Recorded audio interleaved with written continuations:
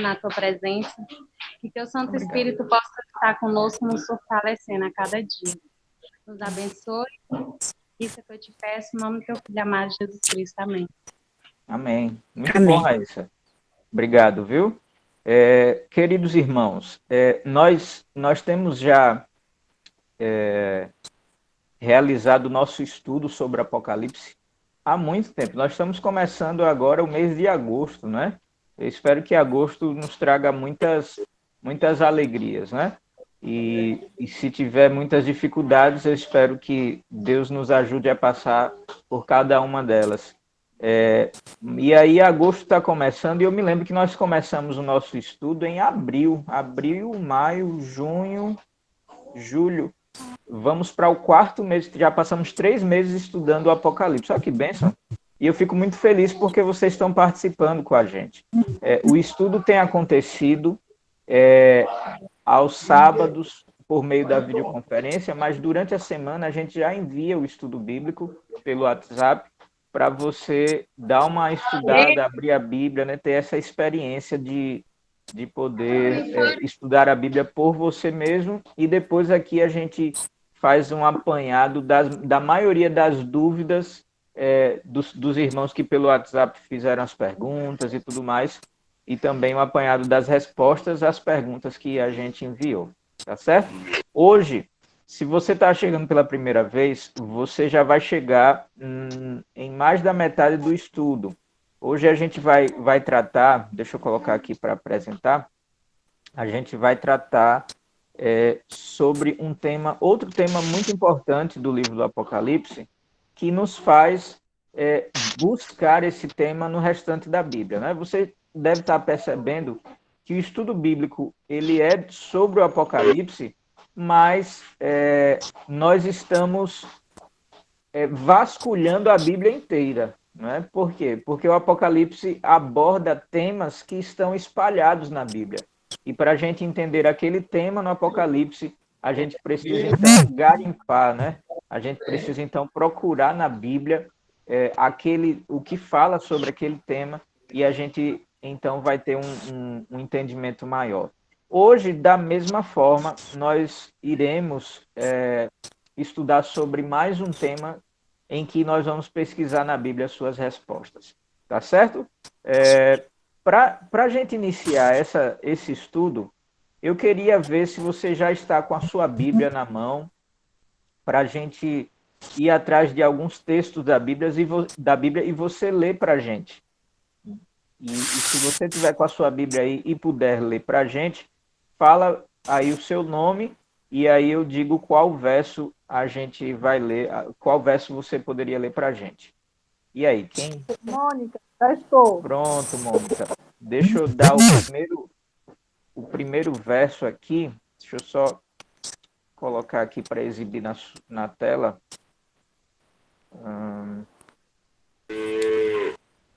Deixa eu dar as boas-vindas aqui ao Wellington. Oi, Wellington, tudo bem? O seu usuário está como Doutor Wellington, é isso mesmo? Seja bem-vindo, viu, meu irmão? O seu telefone, ou o seu microfone está desativado, a gente não está lhe ouvindo. Se puder apertar aí na telinha do celular, e aí vai aparecer 3 botõezinhos, e um deles, vermelhinho, é o microfone. Aí aperta nele para a gente lhe ouvir. Pronto. Acho que agora eu estou ouvindo. Certo, já acionei aqui. Muito bom, Wellington. Tudo bem? Você está falando de onde, meu irmão? Ao ar livre, inventando. Tudo bem, graças a Deus. Tudo bem. Eu estou em Paramirim, na Bahia. Que legal, na Bahia. E me explica aí por Meio quê... longe, né? Vocês estão onde? Então, nós estamos espalhados aqui no Brasil. Eu sou de Alagoas, né? É um pouco mais próximo da Bahia, mas temos irmãos aqui do Mato Grosso, temos irmãos de Minas Gerais, temos irmãos de Maranhão. Então, temos espalhado por aí, né? Para a gente estudar a Bíblia. Agora, me bateu uma curiosidade. Somos uma igreja. Pode falar, meu irmão. Me explica por que Doutor Wellington Santana? Eu sou advogado e é uma referência que o pessoal corriqueiramente usa, Entendi. né? E aí, na hora de criarem esse e-mail, acabaram colocando o Dr. Wellington, porque o Wellington Santana só existe uma infinidade Brasil afora. É verdade. Mas ficou muito bom. E eu só queria. Era uma dúvida, porque nós já tivemos médicos aqui participando. Aí eu queria saber se o senhor era mais um médico ou eu ia perguntar se era um advogado. Eu trabalho, inclusive, com promotores, né, de justiça, e aí a gente também chama de doutor, assim como aos advogados, né? E aí a É, curiosidade foi sanada. Muito bom. Obrigado é pela um sua tratamento que se participação, você viu? pensa, Aham. eu que fico agradecido, né? Feliz em estar com vocês. Maravilha. Deus abençoe. Irmão, estamos começando aqui o nosso estudo e o nosso assunto dessa tarde é o santuário, né? Nós estamos estudando sobre o livro do Apocalipse e, como eu mencionei, nós estamos fazendo um apanhado geral na Bíblia para entender os temas que são revelados no livro do Apocalipse. E aí eu queria que vocês participassem, a Mônica aí já se dispôs a ler algum texto da Bíblia. Então, deixa eu dar o primeiro texto para a Mônica, lá em Apocalipse 11, 19. Tá bom, Mônica? Aí você abre, por Também. favor. Oi? Eurides, quero também. Pronto, Eurico. Então, vamos lá para o segundo verso dessa tarde, que vai ser Êxodo 25, versos 8 e 9. Tá certo? Uhum. Aí, quem mais pode ler para a gente? Êxodo 36, verso 3. Quem pode ler Eu esse estou sem verso? nenhuma Bíblia no momento. Tá certo, Raíssa. Minha mãe lê Beleza, por mim. tá ótimo. Vamos ver então quem pode ler mais. Êxodo 36, verso 3. Eu, Anderson. Simone. Pronto, Simone, lê para a gente então esse verso. Êxodo 36, verso 3. Nós temos também um próximo verso, quem pode ler? Êxodo 31, dos versos 7 ao 9. Paulo Barbieri. Eucádia. Pronto, então, Kátia, lê esse verso, Êxodo 31, 7 ao 9. E o irmão Paulo Barbieri lê para a gente o verso, os versos de Hebreus, capítulo 9, os versos 6 e 7, tá bom? Ok. Eu mencionei aqui Paulo Barbieri porque nós temos um outro irmão Paulo aqui conosco. O Paulo Belas, né? Paulo Belas da Hora, é assim mesmo, irmão Paulo? Ou é uma referência é o seu nome mesmo, Belas da Hora, é isso, Paulo? Se puder falar para a gente, só para a gente distinguir. E eu não...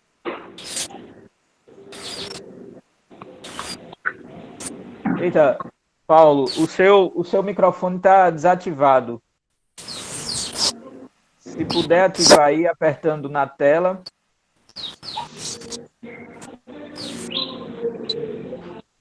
Isso, Paulo Belas da Hora. Muito bom. Que nome bonito, rapaz. De onde vem essa família? É só do nome da minha mãe. Ah, que bacana. E o senhor é de que estado, Paulo? São Paulo. Sou São baiano, Paulo. atualmente vivo em São Paulo. Olha só, um baiano de São Paulo. Muito bom, meu irmão. Fico feliz em saber. Então, vamos para o próximo verso. O Paulo Barbieri lê para a gente, então, Hebreus 9, 6 e 7, tá certo, Paulo? E aí, quem mais poderia ler para a gente o próximo verso? Alguém se habilita? Bom, então a gente vai lendo e com o passar das perguntas a gente vai redistribuindo os versos, tá certo? Muito bom. Já temos aí alguns voluntários. Oi? Beleza. Deixa eu só pedir uma coisa. Enquanto você for falar, você ativa o seu microfone, tá certo? Aperta na tela do celular e ativa o microfone. E aí fala com a gente, pode fazer suas colocações, suas dúvidas, ou leitura da Bíblia. E aí, quando você acabar de falar, vocês apertem o microfone de novo para ficar no mudo, tá certo? Por quê? Porque às vezes com o microfone aberto, ativado, alguns ruídos são captados e a gente às vezes não consegue ouvir um ou outro falando, tá certo? E aí, pronto. Uma vez que já temos os versos iniciais distribuídos, o nosso assunto dessa tarde, eu espero que vocês estejam vendo aí no celular, do estudo bíblico Apocalipse e Revelações de Esperança, ele vem falando sobre o santuário. Eu não sei quantos aqui, de repente na sua idade mais jovem aí na escola, quantos tiveram a oportunidade de construir alguma maquete. Alguém teve essa oportunidade? Alguém já construiu alguma maquete de alguma coisa? Geralmente isso é pedido na escola, né? Quando vai se estudar determinada situação. Eu lembro. Já, Mônica? Muito bom. Já. Foi difícil? Você lembra do que foi? É um pouco complicado. Foi numa feira de ciências. Sim. E falando sobre a natureza, aí tinha que conseguir materiais assim reciclados. Foi bom, trabalhoso, mas foi muito bom por conta da equipe. Entendi. Bacana, né? A gente tem essas experiências com o passar dos dias e o trabalho às vezes vale a pena, né? E a nota, inclusive, sempre a gente esperar melhor pelo trabalho que a gente tem, né? Então, as maquetes, elas são miniaturas que representam algo muito maior, né? E geralmente é feito na idade escolar, né? Nas nossas escolas, nos colégios, mas a maquete não é algo apenas amador, né? Tem muitos profissionais que utilizam a maquete para representar edifícios, para representar cenários, e fazem isso de forma muito profissional, né? Muito praticamente perfeita, para ilustrar aquilo que ela representa, não é? Vocês sabem, ou vocês sabiam, que Deus ele também usa uma maquete para ilustrar de forma bem pedagógica, se eu podia chamar assim, de forma bem didática, a redenção do ser humano. Ele fez isso no passado, no Antigo Testamento inteiro. Ele utilizou de uma maquete, e essa maquete ela representava algo que a gente vai estudar nessa tarde. E esse algo é o santuário, né? Se era uma maquete, é porque era uma representação de alguma coisa. E isso não é relatado apenas no Antigo Testamento. Deixa eu dar as boas-vindas ao Jacques. Oi, Jacques, tudo bem? Seja bem-vindo, meu irmão. Bom tê-lo conosco, viu? Nós estamos estudando nessa tarde sobre o santuário. E a gente falava que Deus ele utilizou uma maquete para ilustrar a história da redenção do ser humano. E a gente não vê isso apenas no Antigo Testamento, porque no Apocalipse é citado algo do que aconteceu no Antigo Testamento, ou melhor, que está relacionado ao que é citado no Antigo Testamento. E para a gente ver, a gente descobrir, né, ver na Bíblia sobre esse assunto, vamos abrir Apocalipse capítulo 11, verso 19. A nossa irmã Mônica vai introduzir a leitura da Bíblia para a gente, então, responder algumas perguntas. A primeira pergunta é assim: o que João escreveu sobre a visão que ele teve do céu? Vamos ver? E aí a gente vai escolher essas alternativas. A Mônica pode ler para a gente, minha irmã. Abriu-se então o santuário de Deus, que se acha no céu, e foi vista a arca da aliança no seu santuário, e sobrevieram relâmpagos, vozes, trovões, terremoto e grande saraiva. Muito bom, minha irmã. Então, o que é que foi que João teve a oportunidade de ver lá no céu? A arca da aliança. Isso. A arca da aliança onde? Ele fala aí, não é? Ele viu santuário. A arca... Exatamente. Então, ele viu mais do que a arca da aliança. Ele viu o santuário, né? Santuário de Deus. O santuário de Deus, exatamente. Um santuário que está no céu. Inclusive, esse é um dos vários versos no livro do Apocalipse que são feitas referências ao santuário, que a gente vai chamar assim, santuário celestial. E por que a gente vai chamar assim?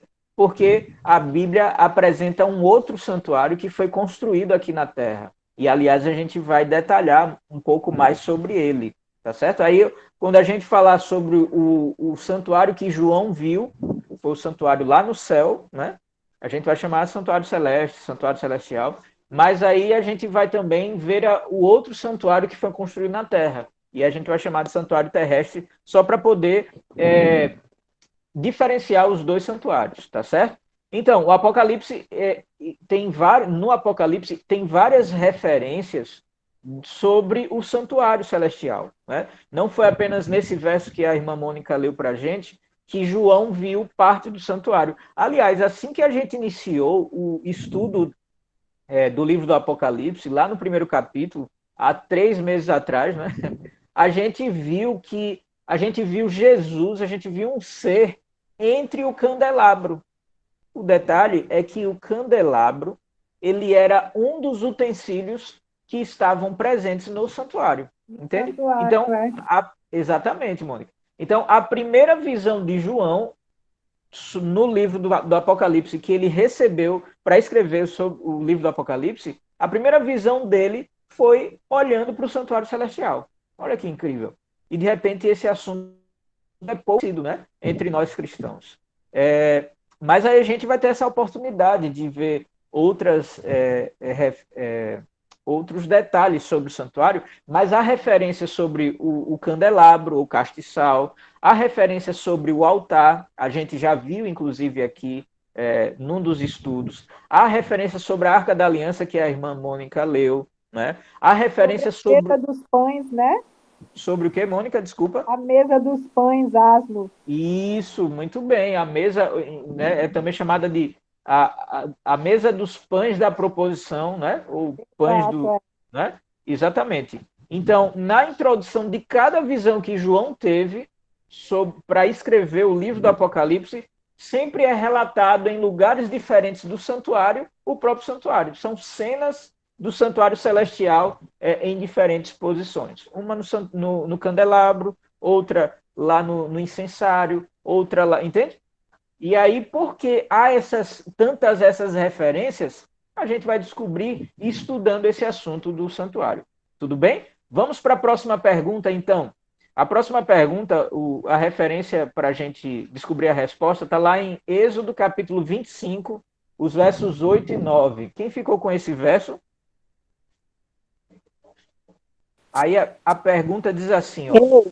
Pronto, a pergunta diz assim: qual foi a ordem dada por Deus ao povo de Israel quanto à construção do santuário terrestre? E aí a gente vai descobrir agora. Pode ler, minha irmã. E me farão um santuário para que eu possa habitar no meio deles, segundo tudo que eu te mostrar, para o modelo do tabernáculo e para o modelo de todos os seus móveis, assim mesmo o fareis. Muito bom, minha irmã. Obrigado pela leitura. Olha como é esclarecedor esse verso para explicar o que é que foi o santuário terrestre. Você está percebendo? Deus aí está dizendo assim, ó, vocês vão fazer um santuário para que eu possa habitar entre vocês. Agora, como é que esse santuário seria construído? Aí ele continua dizendo, ó, segundo tudo o que eu te mostrar para modelo, entende? Do tabernáculo. E para modelo de todos os seus móveis, assim mesmo fareis. Sabe a visão que João viu do santuário celestial? Pois é, Moisés, ele teve uma visão semelhante, só que mais detalhada. Por quê? Porque Deus apresentou para Moisés o modelo que ele iria fazer. Modelo baseado aonde? No santuário celestial. Né? O que ele iria construir aqui na Terra, Deus deu para ele fazer uma maquete, praticamente. Né? Então, ele fez numa forma reduzida, mas com muitos detalhes, do jeito que Deus havia revelado, mas essa revelação estava baseada em quê? No santuário celestial. você está entendendo a relação de um com o outro? Alguns olham, mas o santuário terrestre é algo do Antigo Testamento, e o Antigo Testamento não é mais válido, então a gente não precisa prestar muita atenção nesses detalhes. Como assim, meu irmão? Como não devemos prestar atenção nesses detalhes? Se ele não fosse importante, ele não seria dado para ele um modelo de construção. E mais, o modelo de construção não seria baseado no santuário que já existia, né? Existia onde? No céu. Olha que coisa impressionante, né? Então, o santuário terrestre, ele foi construído de acordo com a revelação divina, como sendo uma maquete, se a gente pode chamar assim, do que existia lá no céu, do original, do inicial, do primeiro santuário criado pelo próprio Deus, né? O santuário celestial. Então, esse santuário terrestre, no mesmo verso que a irmã Eurides leu, é dito o objetivo dele, né? O objetivo do santuário terrestre era para que Deus pudesse habitar entre o seu povo. Não é? E mais do que isso, era uma ilustração do plano da salvação. Pois é, e você vai entender porque era uma ilustração do plano da salvação. A gente vai ver. Queria dar uma palavra depois. Pode falar, meu irmão, aproveita aí. Nós podemos dizer que esse santuário terrestre era um símbolo do santuário celestial, ou seja, era um audiovisual na realidade que Deus estava dando. Porque imagine, Deus ele é o quê? Santo. Nós somos pecadores. Se Deus coloca algo santo de imediatamente na nossa vista, como ocorreu com Moisés, nós iríamos ficar cegos, tá? Então Deus colocou algo, digamos assim, figurativo para Moisés, para que Moisés, digamos, descrevesse para o ser humano, para que o ser humano tivesse uma noção de como seria no céu quando nós fôssemos transportados para lá. De que forma, Paulo? Veja bem, no novo céu, na nova terra, nós iremos ver todo esse santuário, tá? E aí Deus, nós vamos ver agora nos próximos capítulos que você vai apresentar, botaria a parte santa, santíssima, aonde nós iremos ver a parte do altar, pães, candelabro, incenso, arca do concerto, tudo isso daí. Muito Okay? bem, o Paulo sempre dando os spoilers, né, Paulo? Adiantando aí os nossos assuntos. Muito bom, Paulo, obrigado pela participação. Então, o que é que acontece? A próxima pergunta é: por que meios o santuário terrestre foi construído?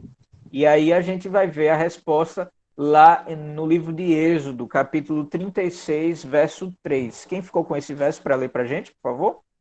Eu. Pronto, Simone, lê para a gente, então. Estes receberam de Moisés todas as ofertas que os filhos de Israel haviam trazido para a obra do serviço do santuário, para fazê-la. E ainda, cada manhã, o povo trazia a Moisés ofertas voluntárias. Muito bom, minha irmã. Obrigado pela leitura. Olha que interessante. Antes de comentar, deixa eu dar as boas-vindas aqui a Beatriz. Oi, Beatriz, seja bem-vinda, minha irmã. A Luísa.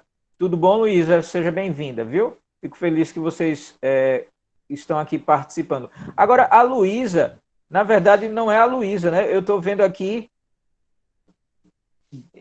Ah, tá. É que eu vi duas pessoas, então.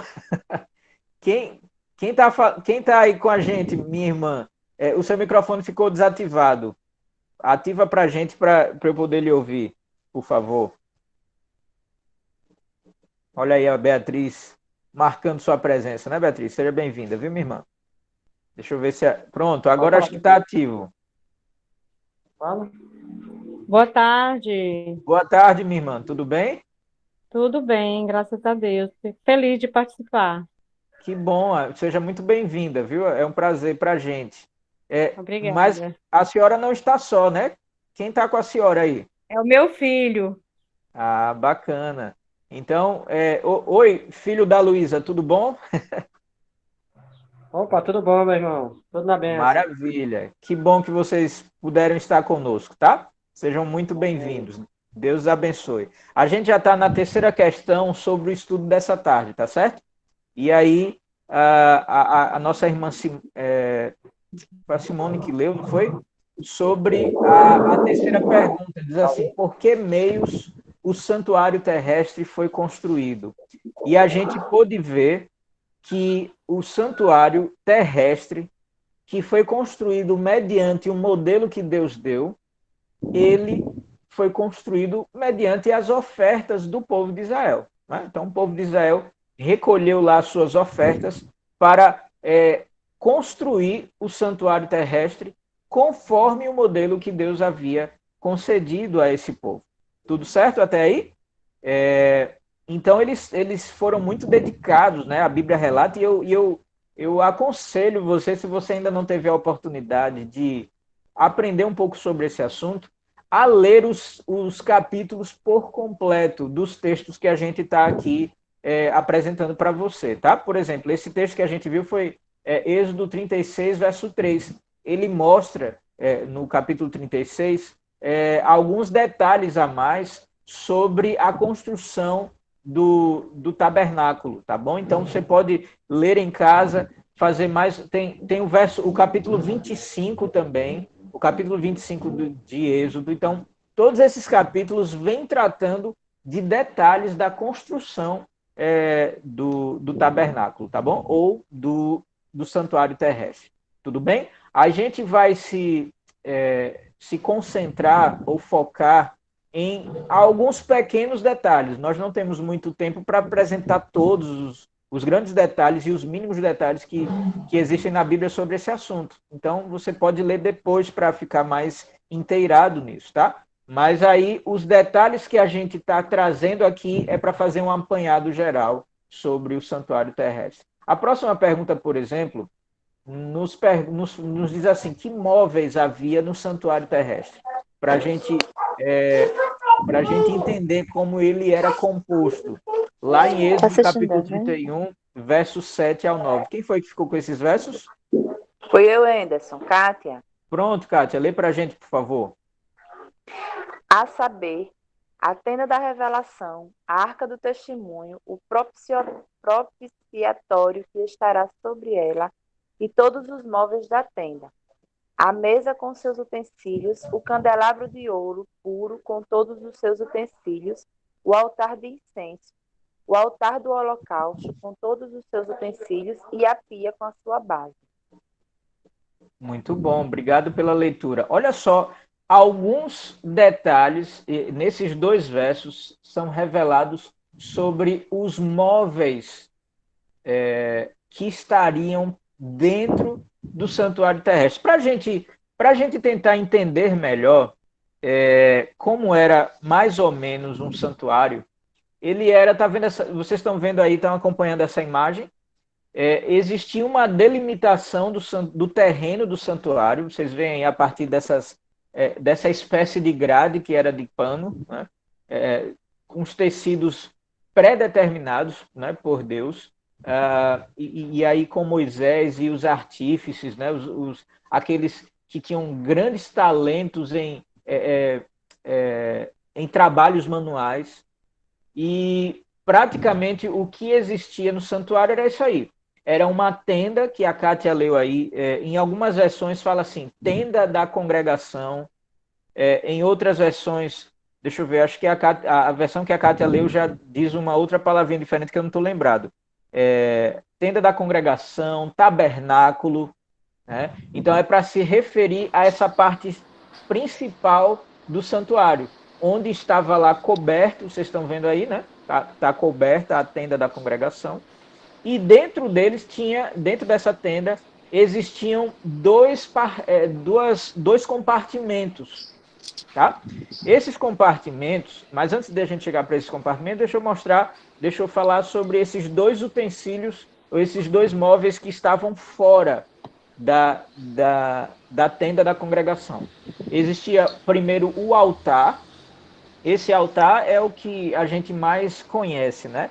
Lá era onde eram sacrificados os animais, né? E havia esse ritual de sacrifício de cordeiros, ou de bodes, dependendo da situação e da oferta. E esse sacrifício, ele representava a morte de Jesus que iria ocorrer. Esse sacrifício ele era necessário para ilustrar como ocorria o perdão dos pecados. E a gente às vezes ignora isso daí, não é? A gente comete o pecado e aí já diz, Deus, perdoa, eu sei que o Senhor é um Deus bondoso e perdoador, né? Então, por favor, perdoa. E aí, de repente, a gente já planeja o próximo pecado. Eu não sei se já aconteceu com você, mas comigo já.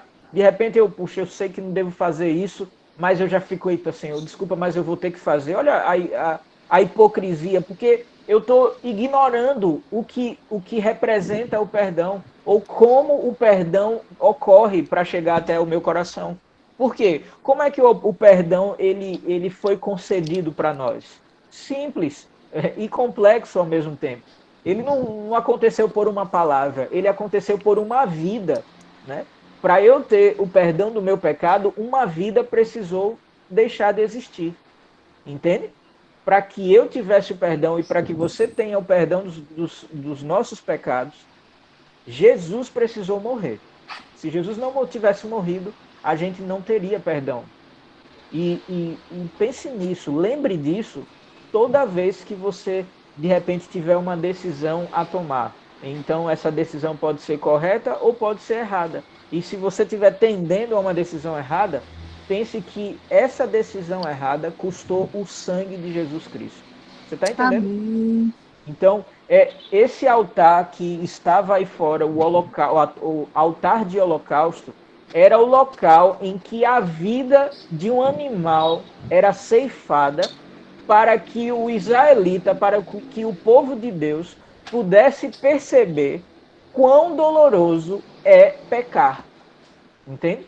Agora imagine você ter que matar um animalzinho inocente toda vez que você tivesse cometido um pecado. Eu acho que seria mais duro, mais sério hoje se a gente tivesse de passar por isso hoje. Graças a Deus que a gente não tem que passar, porque eu imagino quantos animais perderam a vida, né? Para que o povo de Deus pudesse perceber quão grave é o pecado, né? Mas isso era necessário para que eles aprendessem. E inclusive para que a gente não precisasse passar por isso e aprendesse com o sofrimento deles, né? Então existia esse móvel, o altar do sacrifício, que era o móvel, digamos assim, principal, sobre o qual eram realizadas diariamente, eram realizados holocaustos, sacrifícios. E logo depois você vê aí no meio a bacia. Essa bacia que tinha água, né? Era para purificação, né? Agora, eu tô mencionando o que estava acontecendo, mas deixa eu mencionar desde o início. Você não está vendo aí nessa imagem, mas desde o início é importante a gente mencionar o que tinha no santuário. Existia uma entrada. Essa entrada tinha 3 portões, um do lado do outro. Esses portões, eles tinham 3, cada um tinha um nome. E olha, de repente, para a curiosidade de alguns, como se chamavam esses portões. O primeiro era caminho. O segundo era verdade. E o terceiro, você consegue completar? Caminho, verdade. E o terceiro era? Vida. Vida.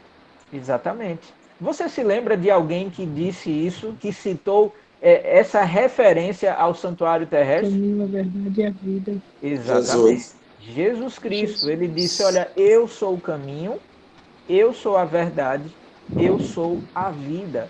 Mais do que significam essas palavras, Jesus ele também era o que o santuário significa. O santuário terrestre apontava em todos os seus aspectos ao ministério de Jesus. Desde a entrada até lá no lugar, lá dentro, o lugar mais santo do santuário. Então, tudo apontava para Jesus. O primeiro apontava para a morte de Jesus. Você percebe? O altar do sacrifício. O segundo, a bacia, apontava para o que Jesus faz em nosso favor. A purificação dos nossos pecados. Entende? Então, havia aí esse lavatório, essa espécie de lavatório, para que o sacerdote pudesse se limpar de uma das cerimônias que aconteciam aí no santuário. Entende? Aí a gente vai entrar um pouquinho para conhecer um pouco mais desses móveis que a Kátia leu aí no verso anterior. Você está vendo aí um desenho um pouco mais detalhado. O primeiro você vê aqui, ó, logo no início, os três portões que representavam Jesus. O caminho, a verdade e a vida. As três entradas que davam para o pátio do santuário, ou o átrio do santuário, né? Aí você vê o altar do holocausto e depois você vê a bacia, né, do lavatório onde era feita a purificação. Mas aí, nesse quadrinho inferior, deixa eu aqui ampliar para você ver como era a visão dentro do santuário, da tenda da congregação, né, que era chamada assim, que era essa espécie de barraca. É por isso que é chamado em algumas versões de tabernáculo. Tabernáculo é uma barraca, entende? E essa aí era uma barraca grandona, né? E dentro dessa barraca existiam 2 compartimentos. Um era o chamado de santo, que era o primeiro compartimento, onde estavam localizados à esquerda. Você está vendo aí o candelabro. O candelabro é um candeeiro, né? Que tinha 7 lâmpadas. E essas lâmpadas eram de fogo, né? Então ele estava sempre aceso. Olha só, um dia Jesus ele também fez referência a essa parte de dentro e a esse instrumento específico. Ele falou assim, ó, eu sou a luz do mundo. Você entende? O que é que o candelabro significava ou para quem ele apontava? Também apontava para Jesus. Aí a gente vai para o lado direito, naquela mesa ali. Naquela mesa, como a Mônica mencionou, existiam 12 pães sem fermento, é chamado também de pães asmos, né? Esses 12 pães, um pão representando cada tribo do povo de Deus, do povo de Israel, né? E aí, de repente, a gente vai lá no Novo Testamento e vê outra referência. Eu sou o pão da vida. Jesus também fez essa referência.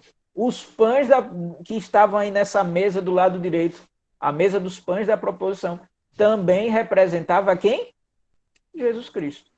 E aí, antes de eu passar para os próximos versos, deixa eu dar as boas-vindas a alguns irmãos que entraram enquanto eu estava falando. A irmã Andressa. Tudo bom, Andressa? Seja bem-vinda, viu, minha irmã? É bom tê-la conosco. Oi, tudo bem. Legal. Então, deixa eu ver aqui, para eu não me perder, quem foi que entrou? Eu não fiz menção. Cadê aqui? O João Vanderlei. Oi, João. Seja bem-vindo, meu irmão. Tudo bom? É bom tê-lo aqui conosco também, tá? Então, meus irmãos, nós estávamos falando sobre o santuário, né? O santuário que é citado lá no livro do Apocalipse, o santuário celestial. A gente viu que ele foi a referência para o santuário, para a construção do santuário terrestre.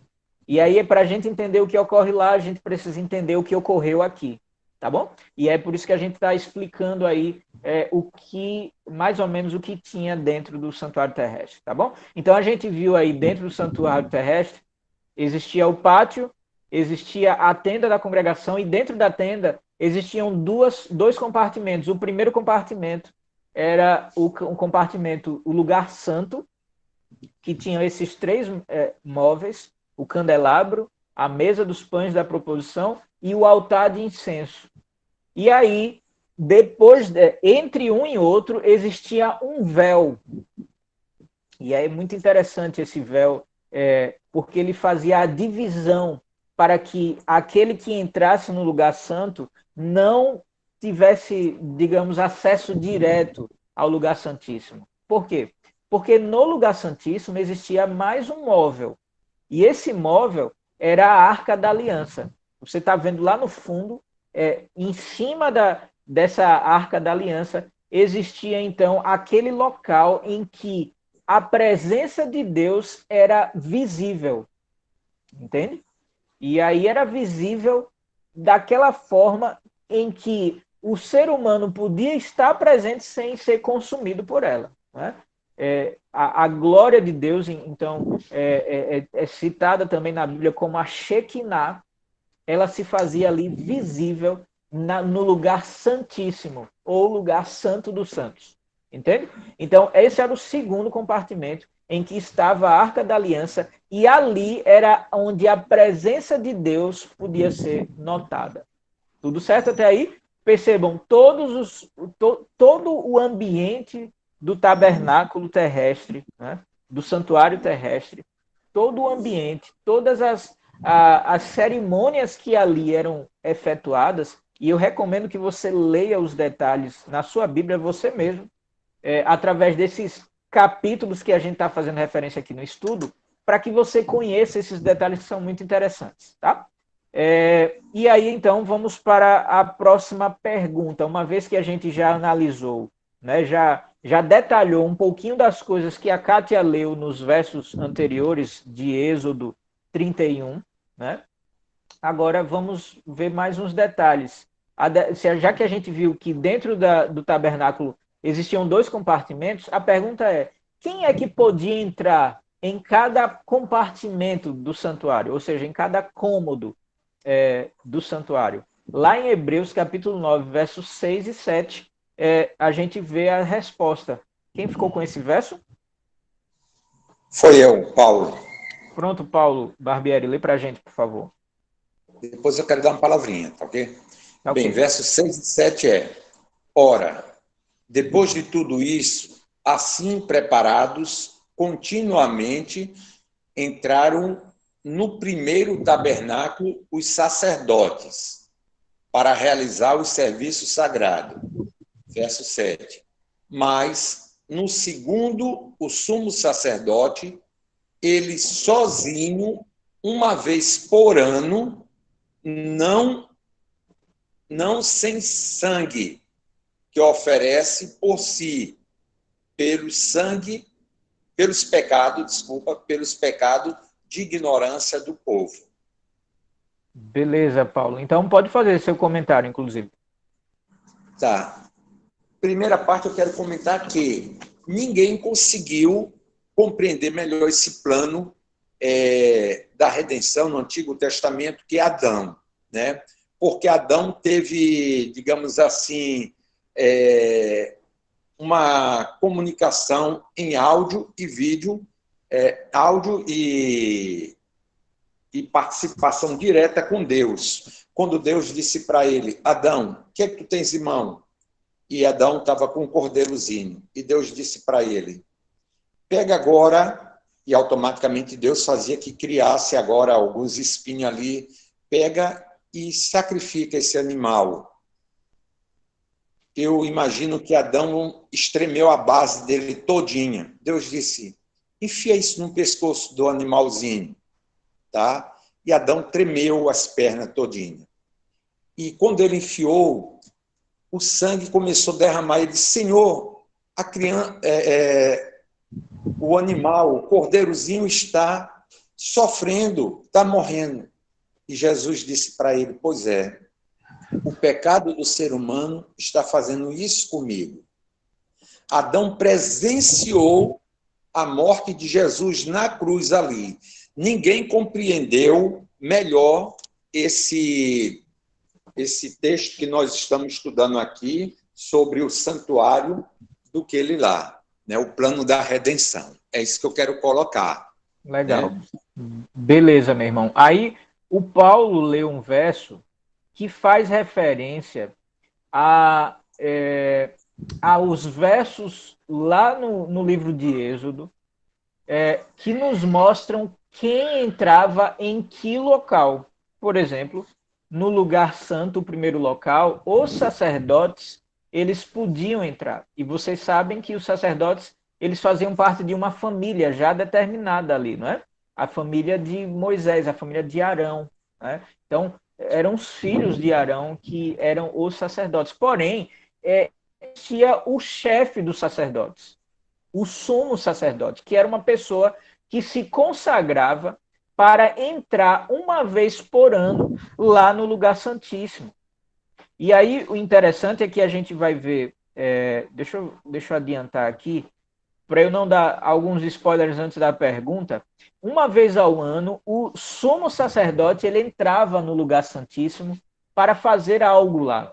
E a gente vai ver esse algo daqui a pouco. Mas entenda que no lugar santo, os sacerdotes, os filhos de Arão, entravam para poder ministrar as suas atividades dentro do santuário.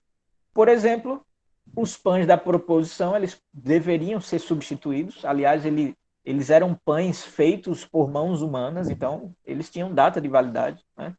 O fogo que estava ali no candelabro, nas 7 lâmpadas, eles precisavam ser sempre mantidos acesos, e a gente sabe que para o fogo ficar aceso, né, ele precisa de combustível.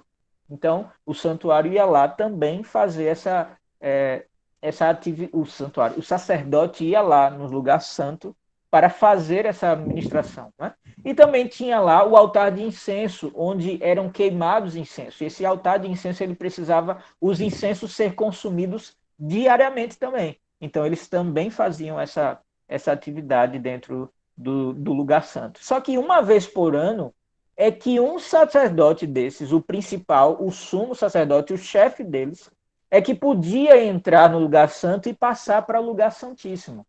E aí a gente vai ver o que é que acontecia, quando isso ocorria e por que isso ocorria, tá certo? Mas antes disso, deixa a próxima pergunta, diz assim, o que é que os sacerdotes faziam diariamente no pátio, ou seja, fora do lugar santo, fora do lugar santíssimo do tabernáculo? O que é que acontecia? Eu não sei se alguém ficou com esse verso, mas se não ficou, quem é que se dispõe a ler para a gente? O capítulo 29, os versos 38 ao 42. Quem pode ler? Eu acho que tu paraste em mim e ficou de repassar tudo de novo. Foi? Tudo bem. Quem se dispõe agora a ler? Quem pode ler? É Êxodo, né? Êxodo 29, versos 38 ao 42. Aí, já que o Paulo já está abrindo para a gente, quem é que pode abrir o próximo verso? Lá em Levítico é o próximo. Pronto, o próximo é Levítico 23, versos 27 e 28. Aí depois a gente vai ter Levítico 16, verso 10 e 20. Quem lê esse pra gente? Alguém aí pode ler para Andressa? Pronto, Andressa. Lê pra gente Levítico capítulo 16, versos 10, 20 ao 22. Teve uma cachorrada por aí, não foi? Eu estou com Êxodo 29 aqui. Quais são os versos? Os versos são 38 ao 42. Eu mencionei cachorrada porque tem uns cachorros aqui passando e tá fazendo uma zoada. Aí eu tive que desativar o microfone por um instante. Mas então, achou aí, Paulo? Achei. 38A? 38 ao 42. Certo. A hora que quiser, pode avisar. Pode ler, meu irmão. Certo. Vou começar. Pronto.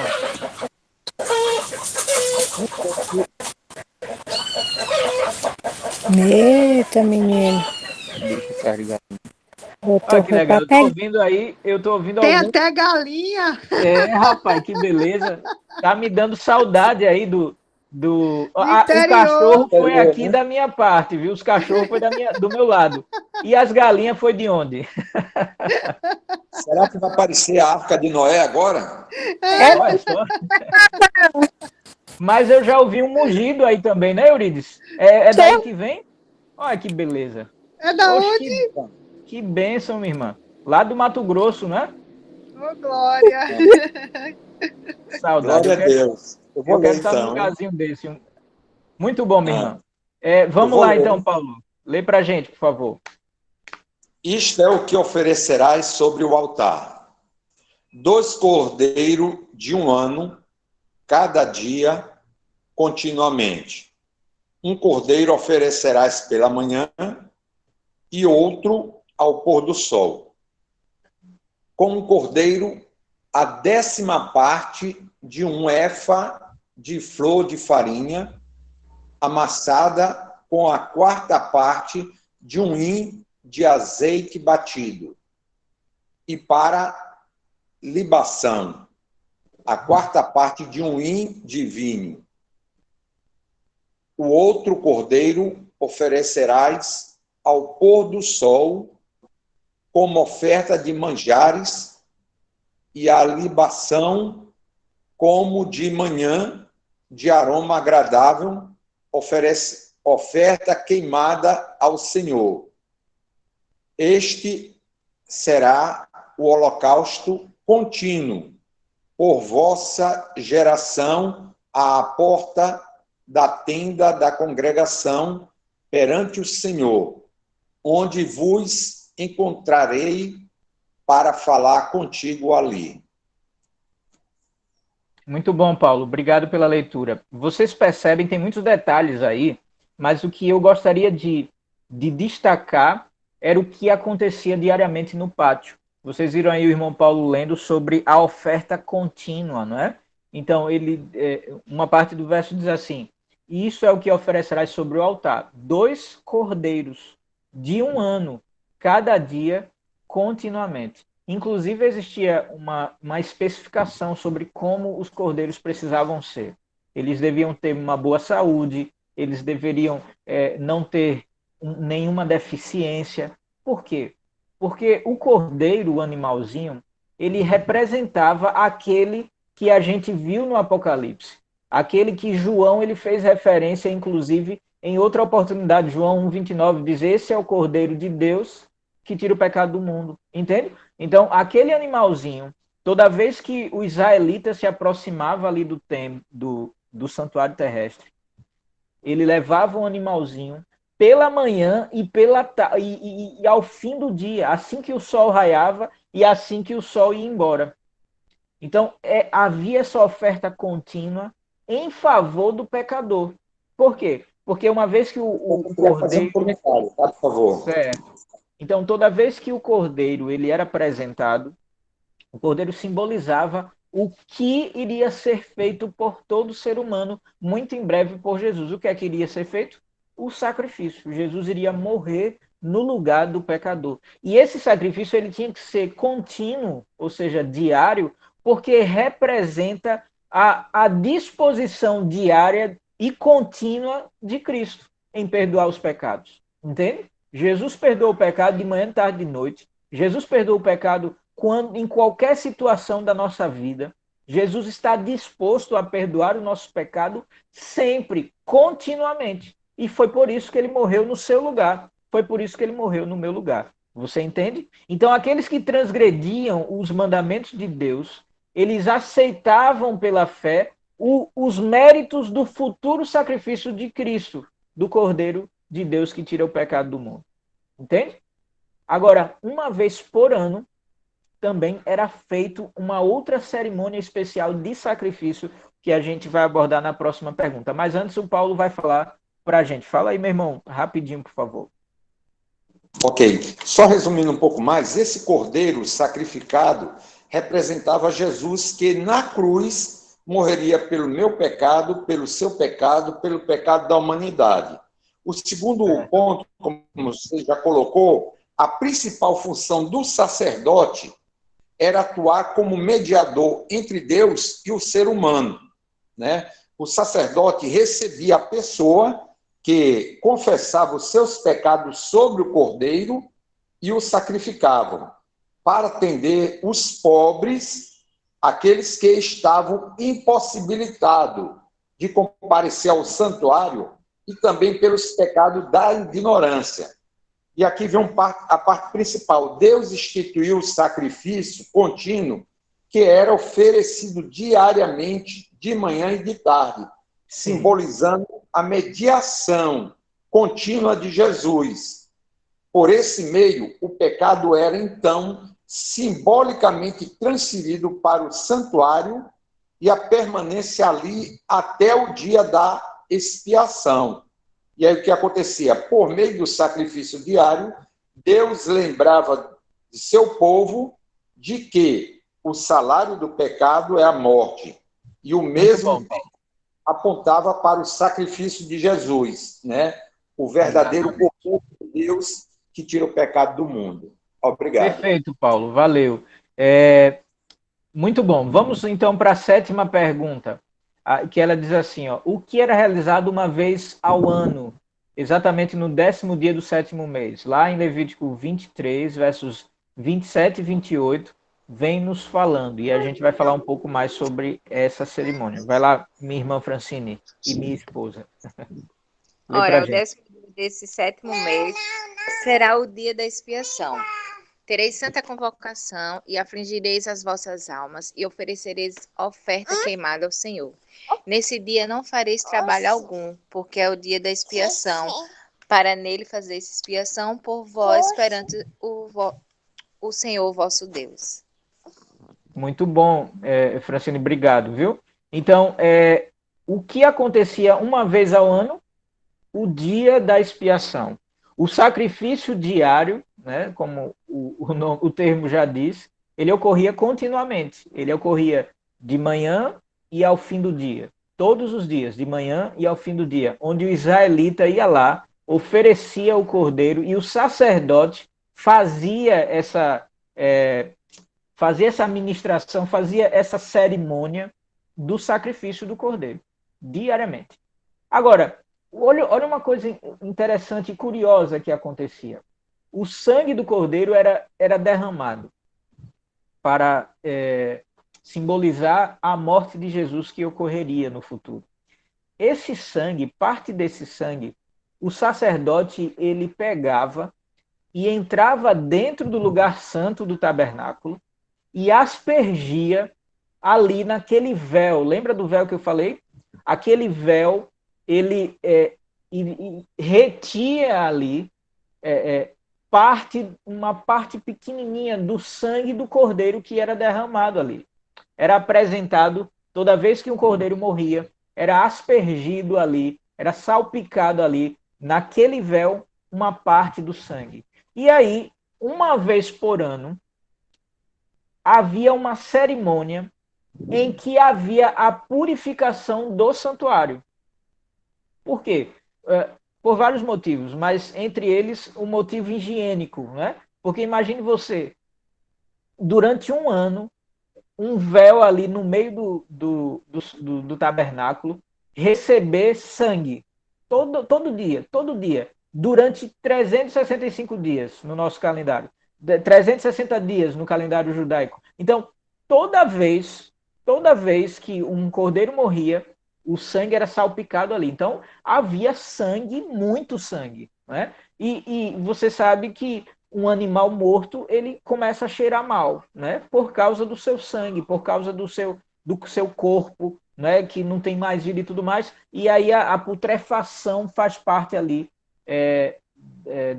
na decomposição do animal. O sangue, então, ele, além de sujar o véu, ele trazia mau cheiro, né? Ele trazia toda aquela sensação de carniça dentro do santuário. Então, havia uma purificação do santuário para limpar, trocar aquele véu, para que aquele véu pudesse ser purificado. Tudo bem? Um dos motivos. Mas durante esse dia, que foi chamado Dia da Expiação, um outro fenômeno acontecia. O primeiro fenômeno ocorria todo dia. Era o sacrifício individual, era o perdão individual dos pecados. Não é? Porque era lá o pecador que levava o seu cordeirinho e ali o cordeirinho era morto. Né? Mas, num determinado dia do ano, aquele sangue que representava o pecado de todos os pecadores que apresentaram o cordeirinho ali, aquele sangue era lavado, era purificado. E simbolicamente, o que é que aquilo representava? O perdão dos pecados de todo o povo. Porque era o pecado... a oferta queimada? Oi, minha irmã? Era a oferta queimada? Era isso? Não, essa Não? oferta queimada era feita em outro momento. Esse dia da expiação, ele ocorria uma vez por ano, e dentre essa cerimônia, o que é que acontecia? O véu, ele era limpo, ele era limpado, era purificado. E essa purificação do véu, ela representava, então, o perdão de todo o povo, o perdão coletivo do povo, já que cada um apresentava ali o seu pecado através do sangue do cordeiro que ele havia oferecido em sacrifício. Tudo certo até aí? Então, agora, o que é que ocorria mais? É a próxima pergunta. Posso só fazer uma colocação? Rapidinho, meu irmão, por favor, vai lá. Ainda dentro desse contexto, nesse 10º dia desse 7º mês, essa celebração do dia da expiação, todos os pecados confessados ficavam simbolicamente registrados no santuário até essa data. Nesse dia, os pecados eram simbolicamente removidos, o santuário purificado. Tá? Era um dia de juízo que ilustrava o dia do grande julgamento de Deus no tempo do fim. E essa postura, tá, de humildade, confissão de pecado, enquanto guardava o resultado da purificação do santuário, que naquela ocasião serve como exemplo para o povo de Deus hoje. Beleza. Então, olha o que o Paulo nos adiantou aí, o que é que acontecia nesse dia da expiação, né? Como o véu ele era purificado, o santuário era purificado, aqueles pecados representados pelo sangue aspergido, né, no véu, aqueles pecados, então, havia uma condição entre o povo de Israel, uma condição de submissão. Por quê? Porque eles estavam ali reconhecendo, eles deveriam estar ali reconhecendo que eram pecadores e que eles que mancham de pecado a vida. Né? E aí, o reconhecimento de que só Jesus ele pode perdoar os pecados. Então, havia ali um momento de arrependimento, não é? Um momento de confissão dos pecados, porque aquela cerimônia representava isso, o perdão dos pecados. Então, para que o perdão ocorresse, o ser humano ele precisava se arrepender, ele precisava confessar os seus pecados. E ele precisava dessa atitude de humildade, como o Paulo leu para a gente. Agora, e por que o Paulo mencionou o juízo, que a gente ia mencionar mais à frente? Então, o que era o juízo? O juízo é a retribuição das obras de cada um, não é não? Juízo, julgamento, e aí, de repente, o nosso irmão Wellington, o doutor Wellington, pode até falar com mais propriedade sobre um julgamento para a gente, né? Então, por que esse termo o Paulo usou? Porque quando havia a purificação do santuário nesse dia da expiação, e havia mais outras coisas que a Andressa vai ler para a gente daqui a pouco, os pecados que deveriam estar em mim e eu sofrer a penalidade dele, como eu, como pecador, já havia apresentado a Deus e apresentado por meio do cordeiro que eu levava ali, se eu estivesse vivendo nessa época, eu apresentava os meus pecados, o cordeiro era imolado, o sangue era aspergido. Então, a culpa que deveria cair sobre mim, agora foi perdoada. Por quê? Porque Jesus assumiu essa culpa, entendeu? Ele assumiu essa culpa e pagou o preço dela. Como é que ele pagou o preço da culpa? Morrendo no meu lugar. E aí no lugar de todo mundo, né? No lugar de todo o povo de Israel, no lugar de você, de mim. Só que aí o que acontecia? Aquele momento do dia da expiação era um momento de juízo. Por quê? Porque aquele pecador que de fato havia se arrependido e de fato havia oferecido um cordeiro em sacrifício, aquele pecador agora estava passando por um juízo. Ele estava passando por um momento em que ele deveria pagar o pecado. Mas espera aí, agora era o cordeiro que tinha pago o pecado por ele.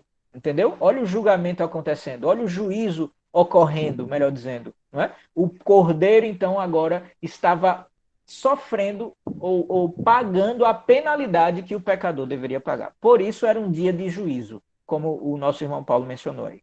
Beleza? Agora, o que é que acontecia ainda mais nessa cerimônia? Andressa, lê para a gente Levítico 16, versos 10, e depois pula para os versos 20 ao 22, por favor. Mas o bode sobre que cair a sorte para bode emissário será apresentado vivo perante o Senhor, para fazer expiação por meio dele e enviá-lo ao deserto como bode emissário. 20 ao 22 agora. Havendo, pois, acabado de fazer expiação pelo santuário, pela tenda da congregação e pelo altar, então fará chegar o bode vivo. Arão porá ambas as mãos sobre a cabeça do bode vivo, e sobre ele confessará todas as iniquidades dos filhos de Israel, todas as suas transgressões e todos os seus pecados, e os porá sobre a cabeça do bode, e enviá-lo-á ao deserto, pela mão de um homem à disposição para isso.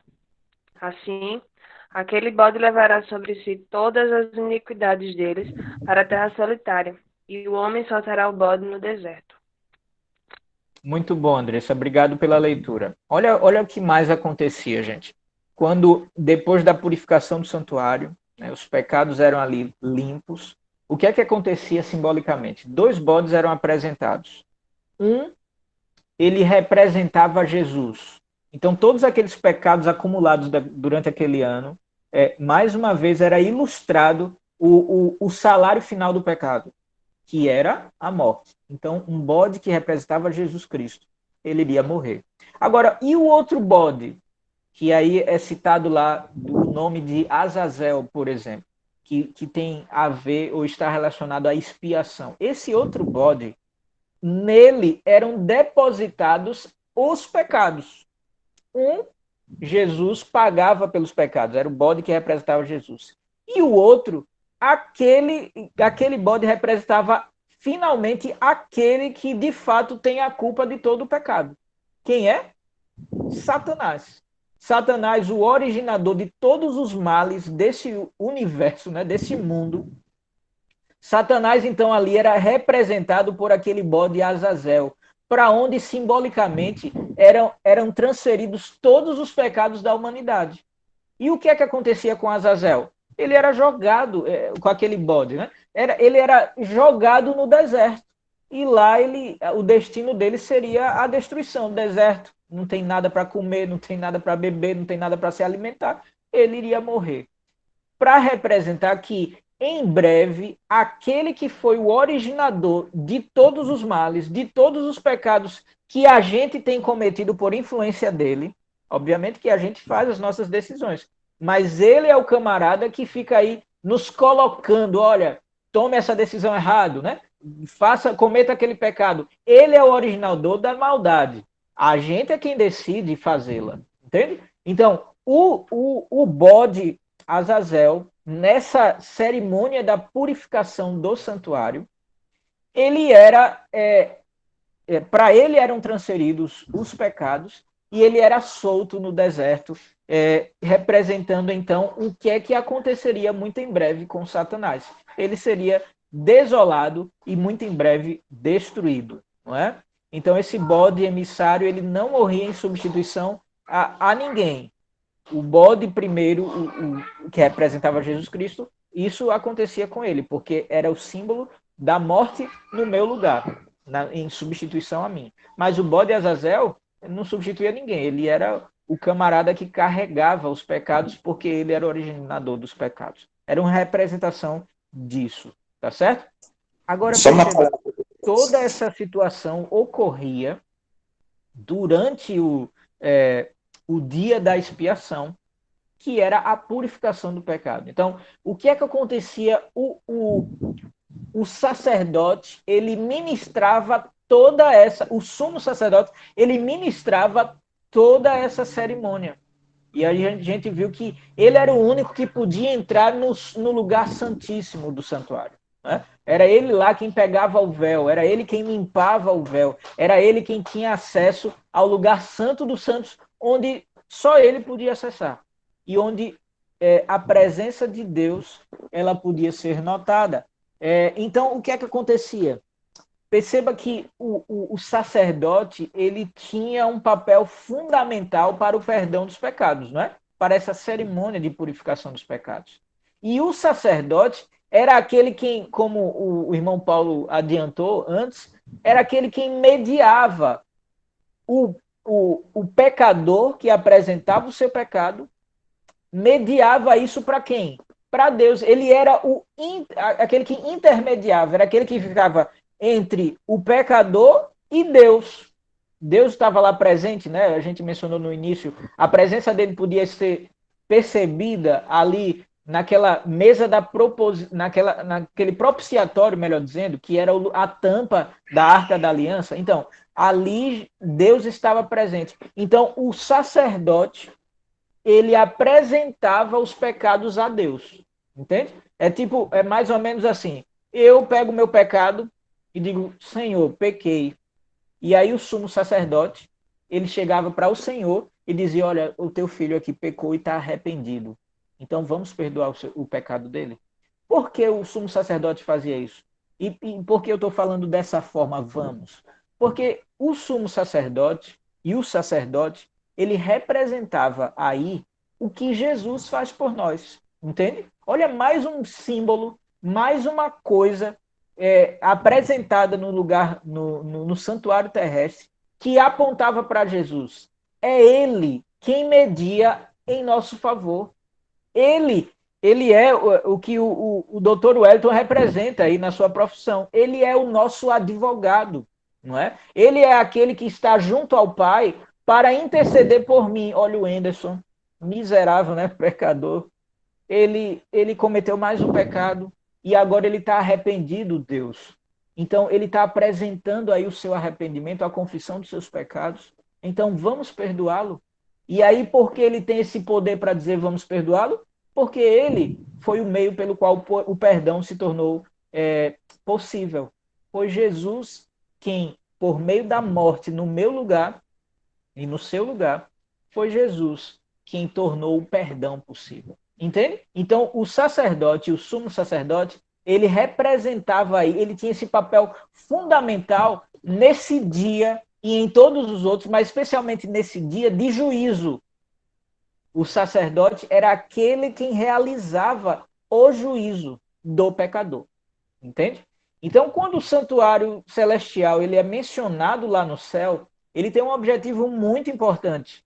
E a gente vai chegar nessa conclusão. Mas eu já estou apresentando aí para você, junto comigo, chegar nessa conclusão. Paulo, rapidinho, meu irmão, apresente aí uma novidade para a gente, por favor. É só para esclarecer o que você já falou, a nossa irmã aí, a sua mãe, leu, mostrando que a salvação ela era provida pelo bode sacrificado pelo Senhor, lá em Levítico 16:8. E João, no Novo Testamento, quando visualizou Jesus, que pediu para ser batizado por ele, João falou com todas as palavras com letra maiúscula. Eis o Cordeiro de Deus que tira o pecado do mundo. Ou seja, o que nós estamos estudando agora sobre o Cordeiro de Deus era representando figurativamente o Cordeiro de Deus, que é Cristo, né? Hoje, na Igreja Adventista, a gente não vê nenhum pastor trazendo um cordeiro ali e tudo, porque Cristo comprou pelo seu sangue a minha salvação, a sua salvação, né? E nós somos comprados unicamente pelo sangue dele, né? Então, nós estamos estudando tudo isso aqui para que todos nós tenhamos uma compreensão plena, associando o Novo com o Velho Testamento. Obrigado. Ok, meu irmão. Então, só para o Paulo não puxar sardinha apenas para a igreja que o Paulo faz parte, né? Hoje nenhum pastor faz isso, né? Nenhum líder religioso faz isso. E o motivo é óbvio. Lá quando você acompanha no Evangelho, né? A morte de Jesus, é citado que o véu rasgou de alto a baixo.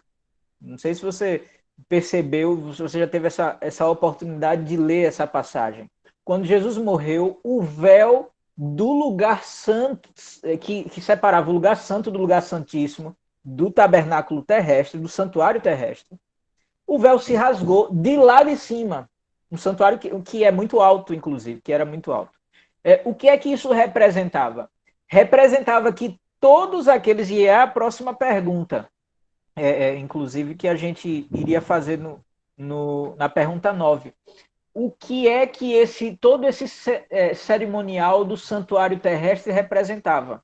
Representava tudo aquilo que Jesus iria fazer em nosso lugar.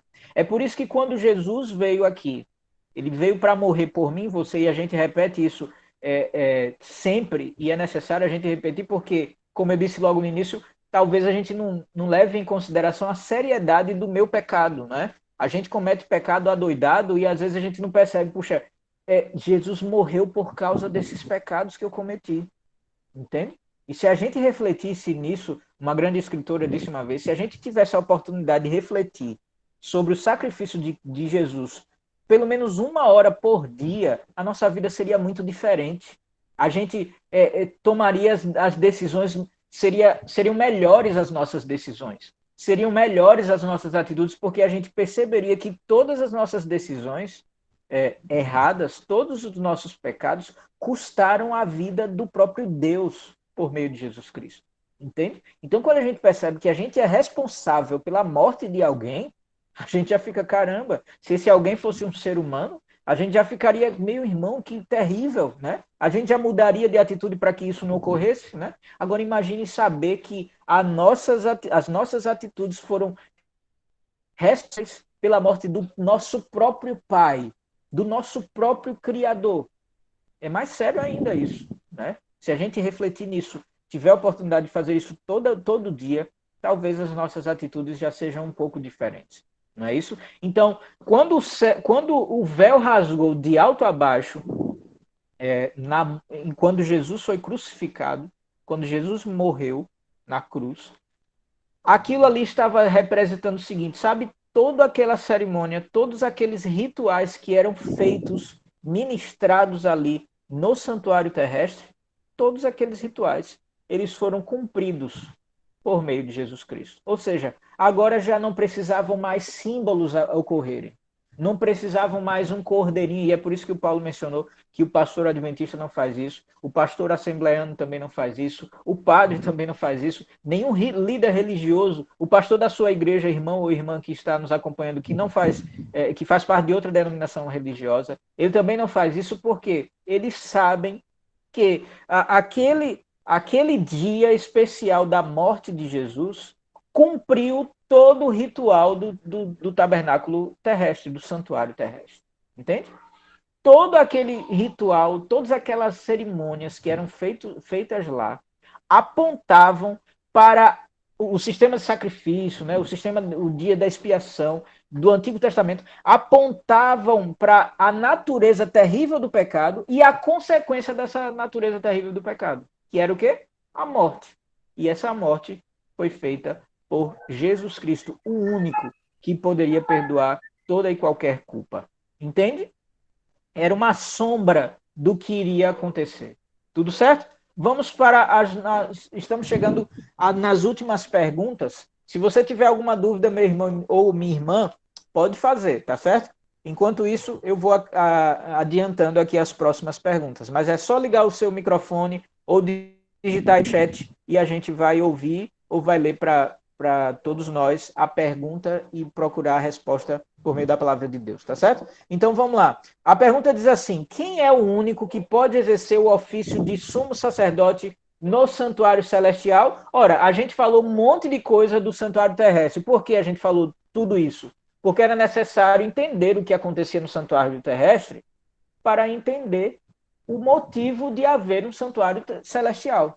Entende? E se lá no santuário terrestre, que era a sombra, né, do que estava lá, do original, que estaria lá no céu, então aquelas cerimônias, elas representavam algo que ocorria lá no céu. Então, se aqui na terra, no santuário terrestre, houve um sumo sacerdote que mediava, não é? Que mediava entre eu, o pecador, e Deus, o nosso Criador, não é? Quem é o único que poderia, então, exercer o ofício de sumo sacerdote lá no santuário celestial? Vamos ver Hebreus capítulo 8, versos 1 e 2. Quem pode ler esses versos para a gente? Nós só temos agora mais 3 versinhos para a gente encerrar a lição de hoje, o estudo dessa tarde. Então, quem pode abrir lá em Hebreus capítulo 8, verso 1 e 2? Eu posso ler. Pronto, abre aí, meu irmão, Hebreus 8, verso 1 e 2, e depois uma outra pessoa poderia abrir Hebreus 7, 25. Quem pode ler esse verso? Hebreus 7, 25.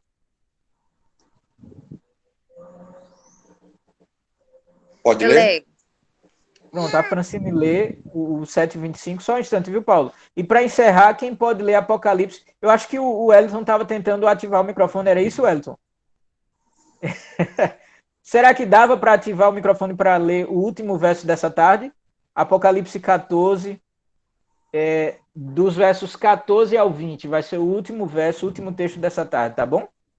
E aí o senhor lê para a gente. Então, vamos voltar aqui para a sétima, ou para a 10ª pergunta, e o Paulo vai ler para a gente, Hebreus 8, 1 e 2. Obrigado desde já, Paulo. Lê para a gente, por favor. Agora, pois, já nenhuma condenação há para os que estão em Cristo Jesus. Pois, porque mas a lei... Hebreus 8 mesmo? Perdão, eu estava em Romanos. É também um ótimo texto, né? Mas aí, só para a gente responder essa pergunta, Hebreus 8, versos 1 e 2. Ok, já está aberto. Pronto, pode ler. Ora, o essencial da coisa, temos dito, é que possuímos tal sumo sacerdote que se assentou à destra do trono da majestade dos céus, como ministro do santuário e do verdadeiro tabernáculo que é o Senhor erigiu, não o homem, mas bom, o Senhor. Exatamente. Olha só, no santuário terrestre, a gente viu que uma família, né, era responsável pelo sacerdócio, né? O sumo sacerdote Arão e aí os seus filhos seriam os sacerdotes, né? Agora, isso era no santuário terrestre. E no celeste? Quem é o sumo sacerdote, o único que pode exercer qualquer ofício lá no santuário celeste? Aí o Paulo leu para a gente. É aquele que se assentou à destra da majestade do céu. Aquele que veio aqui na terra para pagar o preço por nós, em nosso lugar. Aquele que voltou para o céu para iniciar agora o seu ministério de intercessão pelo ser humano e de juízo logo depois. Quem é esse alguém? Jesus Cristo, não é? É o único que pode exercer, ele é o único sumo sacerdote. Então, todos aqueles que representaram esse papel eram apenas figurinhas, né? Eram apenas pessoas que representavam a atuação do sumo sacerdote do Senhor Jesus Cristo. Muito bem? Maravilha. Eu queria só fazer um comentário disso, por favor. Vai lá, Paulo. Jesus, ele é o mediador único e suficiente entre Deus e nós, seres humanos. Né? Isso está relatado lá em 1 Timóteo 2, 5, 4, 11, 12. Isso, eu estou projetando isso aí. Pode continuar. Mostra que ele é um mediador que intercede entre duas partes. Assim, por intermédio de Cristo, Deus pode se reconciliar conosco, né? E como nosso representante, Jesus intercede por nós diante do Pai, oferecendo os méritos de seu sangue quando nós o aceitamos, como está lá em 1 João 1,7. Né? Perfeito, Paulo. E aí vem a pergunta, qual é a obra desempenhada por Jesus Cristo no santuário celestial? O que tu vai comentar mais na frente, que está lá em Hebreus 7:25. Beleza, Paulo. Então, ele já leu a próxima pergunta e quem vai responder para a gente é a Francine. Em Hebreus 7:25, ficou com esse versinho. Lê para a gente, Francine, por favor. Portanto, pode também salvar perfeitamente os que por ele se chegam a Deus, porquanto vive sempre para interceder por eles. Muito bem. Então, percebe aí a obra de Jesus Cristo? Ele vive para interceder por nós. porque é ele quem pode nos salvar totalmente, aqueles que se achegam a Jesus Cristo. É o que tem, aqueles que se achegam a Deus, é o que está lá em Hebreus 7:25. Então, a gente tem duas questões a ponderar a partir daí. O primeiro é, talvez eu seja um pecador desgraçado, eu sou, talvez não, tenho certeza. E de repente eu tenho cometido muitos pecados ao ponto de olhar para o céu e dizer, rapaz, eu acho que eu não tenho mais solução. Eu acho que não existe mais oportunidade para mim. A boa notícia que esse estudo nos traz é que há oportunidade sim para você e para mim. Sabe por quê? Porque Jesus está trabalhando em nosso favor. Ele continua intercedendo por nós.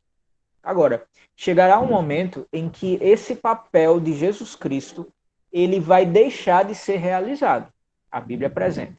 Ele vai deixar de interceder pelo pecador, ou seja, se só por meio de Jesus Cristo é que a gente pode obter o perdão dos nossos pecados e ter a salvação, ou seja, a oportunidade de viver eternamente com Deus. E se de repente ele deixa de desempenhar esse papel, eu não vou ter mais oportunidade de ter os meus pecados perdoados. Você me entende? Vai chegar um momento na história da humanidade que Jesus ele vai passar para um outro papel. Agora não mais de intercessor, agora de um juiz executor. Entende? E uma vez que ele passará para esse papel de juiz executor, ele não vai mais perdoar os pecados. É por isso que o Paulo, em todas as sextas-feiras à noite, né, nos nossos PG online, se você não teve a oportunidade de participar, eu te convido para, em 15 dias, a gente retomar o Pequeno Grupo Online. A gente teve ontem, mas nós não teremos, inclusive já vou adiantando, nós não teremos, infelizmente, nesse próximo fim de semana, nem o PG Online na sexta-noite, e nem o estudo do Apocalipse no sábado à tarde, porque a gente vai estar num local em que a internet não vai pegar muito bem, aí não vai dar para a gente fazer essa videoconferência, tá certo? Mas na outra sexta, dessa sexta a 8, vamos ter novamente um PG online, e no sábado posterior a gente vai ter novamente mais um estudo do Apocalipse, tá bom?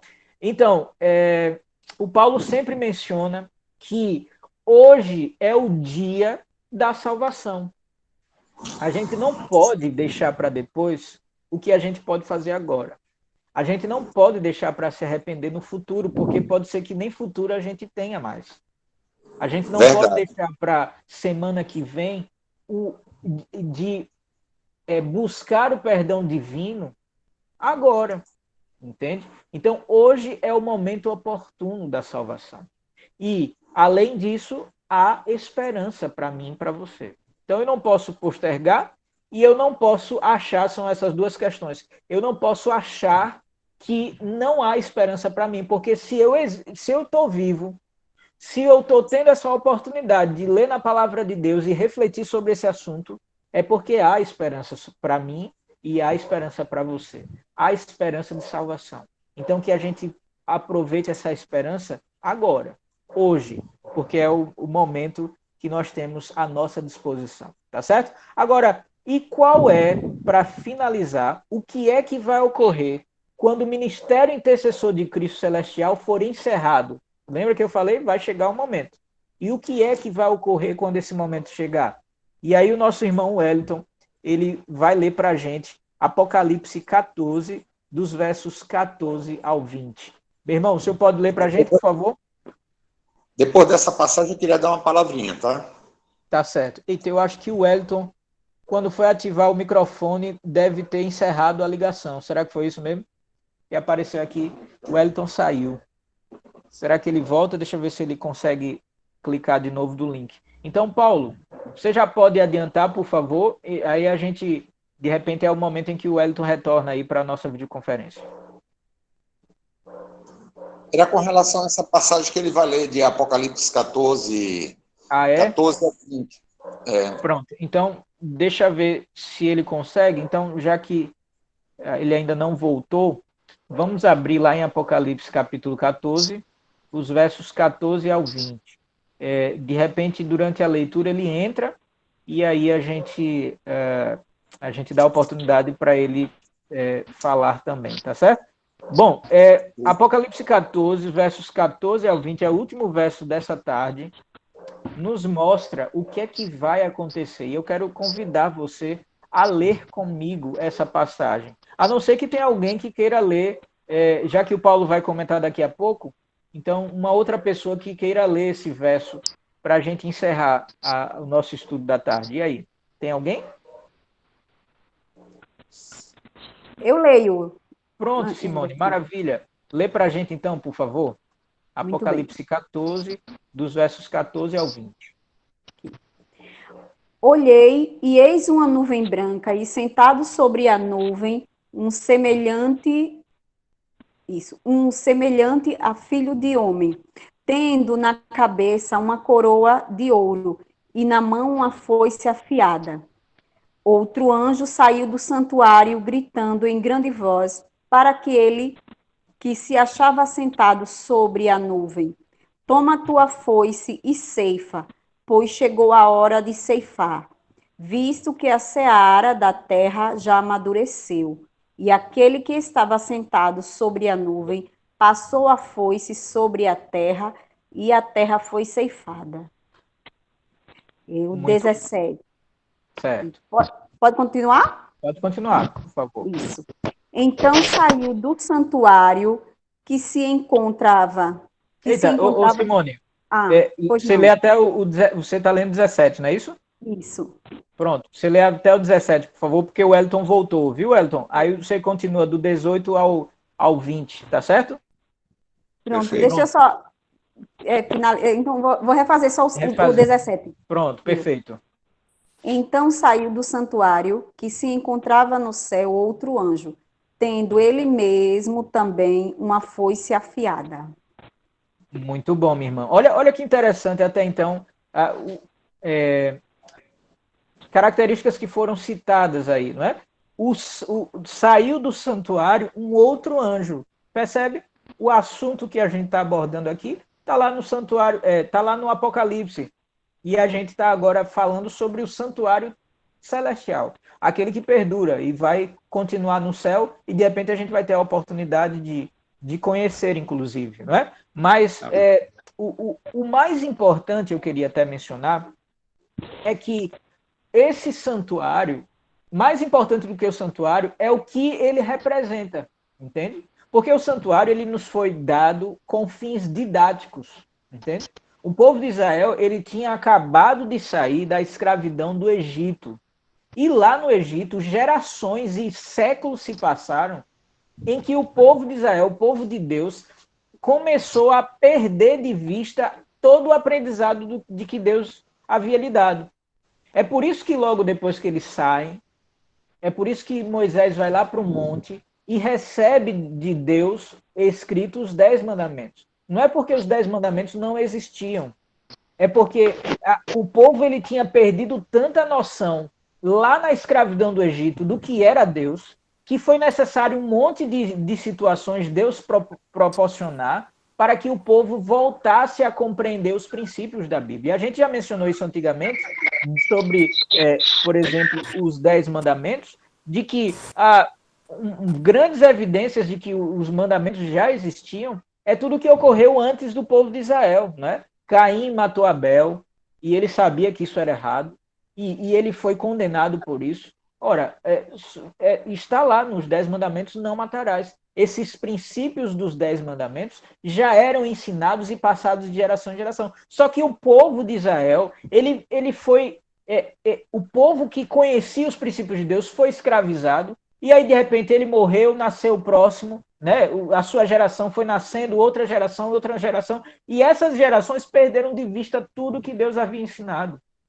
E foi necessário que Deus reensinasse. E dessa forma, dessa vez, ele escreveu os 10 mandamentos com seu próprio dedo para mostrar, olha aí, isso é o mais importante de tudo. Eu estou escrevendo, eu mesmo estou escrevendo, mostrando para vocês quão importante isso é. Mas, além disso, Deus ele deu para Moisés aí essa ilustração do santuário, para que fosse feita conforme o santuário celestial. Mais uma vez, para fins didáticos, por quê?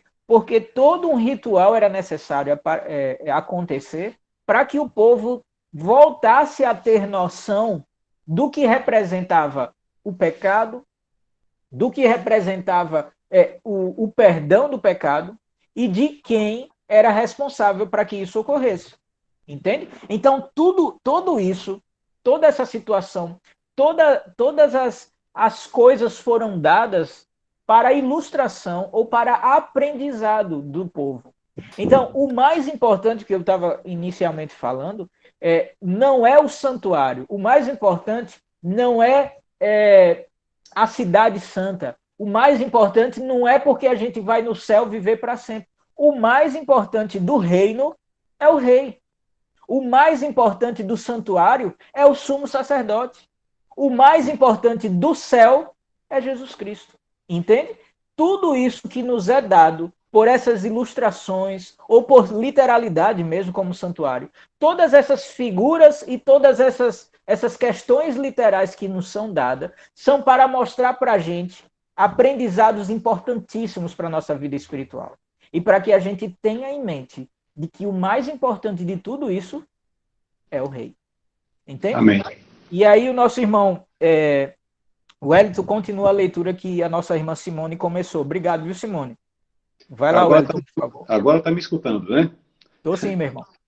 Ainda outro anjo saiu do altar, o qual tinha poder sobre o fogo, e clamou com grande voz ao que tinha a foice afiada, dizendo: lança a tua foice afiada e vindima os cachos da vinha da terra, porque já as suas uvas estão maduras. Versículo 19.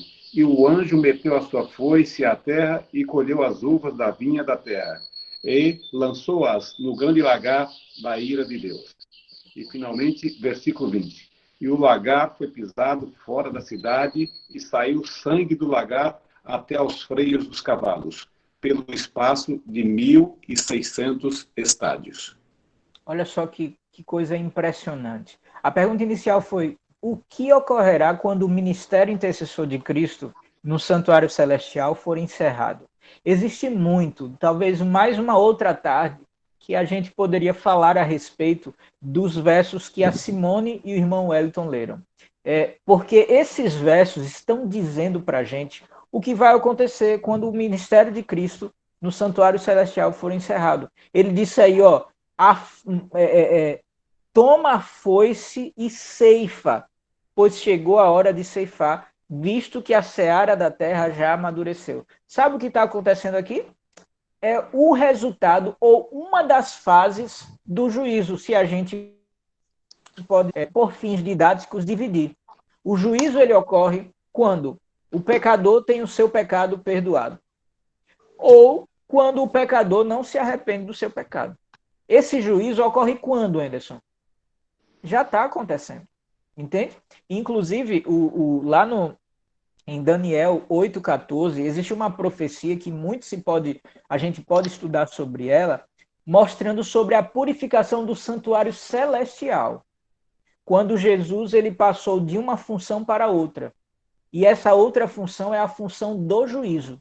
Entende? Desde já, Jesus ele já está analisando a minha vida e a vida dos que viveram antes de mim. Ele já analisou aqueles que já não têm mais esperança, né? Ele já analisou e já julgou, está lá, ou perdoado ou condenado. E quando é que esse juízo ele vai ter a sua execução? Exatamente aí, na primeira parte foi lida uma dessas partes do juízo pela irmã Simone. Essa primeira parte que ela leu se refere àqueles que estão prontos para a volta de Jesus.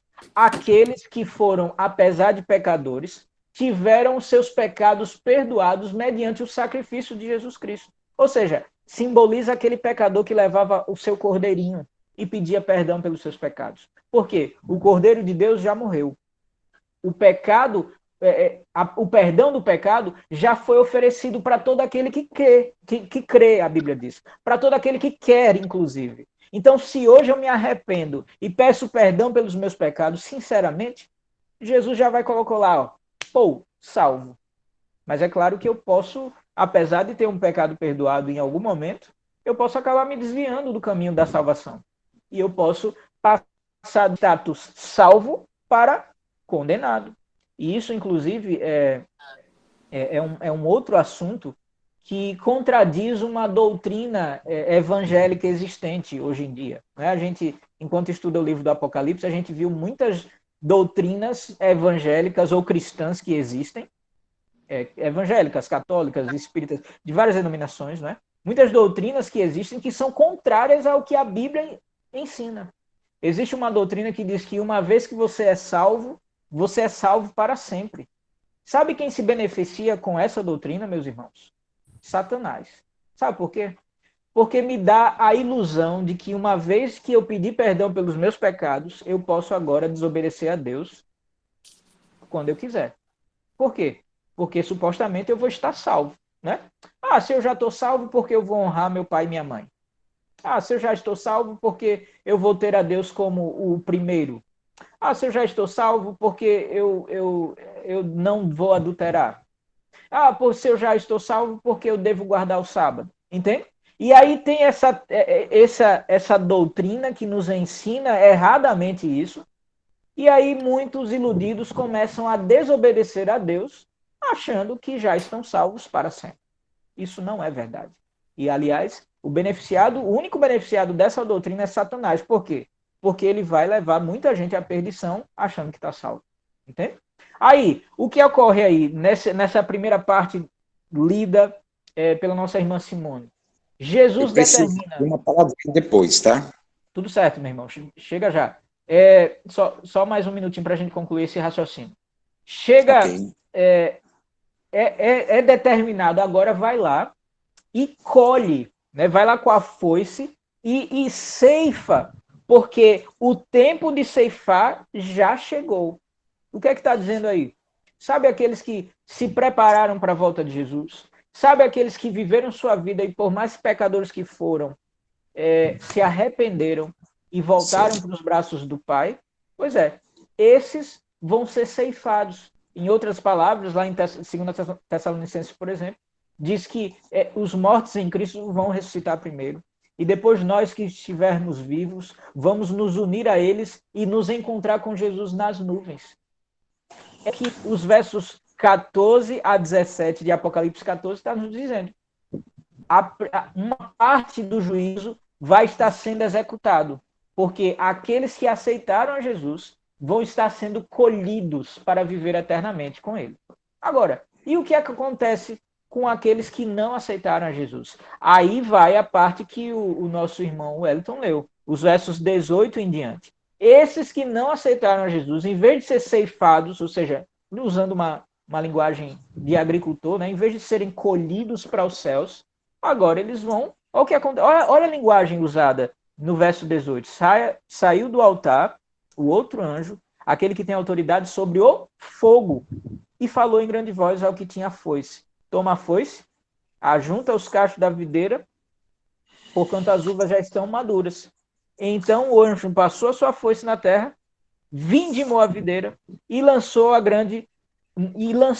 no grande lagar da cólera de Deus. A segunda mensagem aí desse texto é a segunda ação do juízo, se a gente puder chamar assim, um juízo executivo, um juízo de execução, né? A condenação. Então, essa segunda parte é para aqueles que não aceitaram a Jesus. É para aqueles que não aceitaram esse tempo da graça, esse tempo que Jesus nos deu, né? Para aceitar a oportunidade da salvação. Entende? Então, aqueles que não aceitaram a Jesus, eles vão sofrer a cólera de Deus. E que cólera é essa? Será que Deus é um Deus irado, né, vingativo e tudo mais? É simples para entender essa figura de linguagem. Se eu estou na chuva e armo o meu guarda-chuva, eu fico lá protegido pelo guarda-chuva, né, não? Eu não vou me molhar, né? Mas digamos que eu esteja com uma pessoa do meu lado. Nós dois estamos debaixo do guarda-chuva, no meio da chuva. A chuva não nos molha, beleza.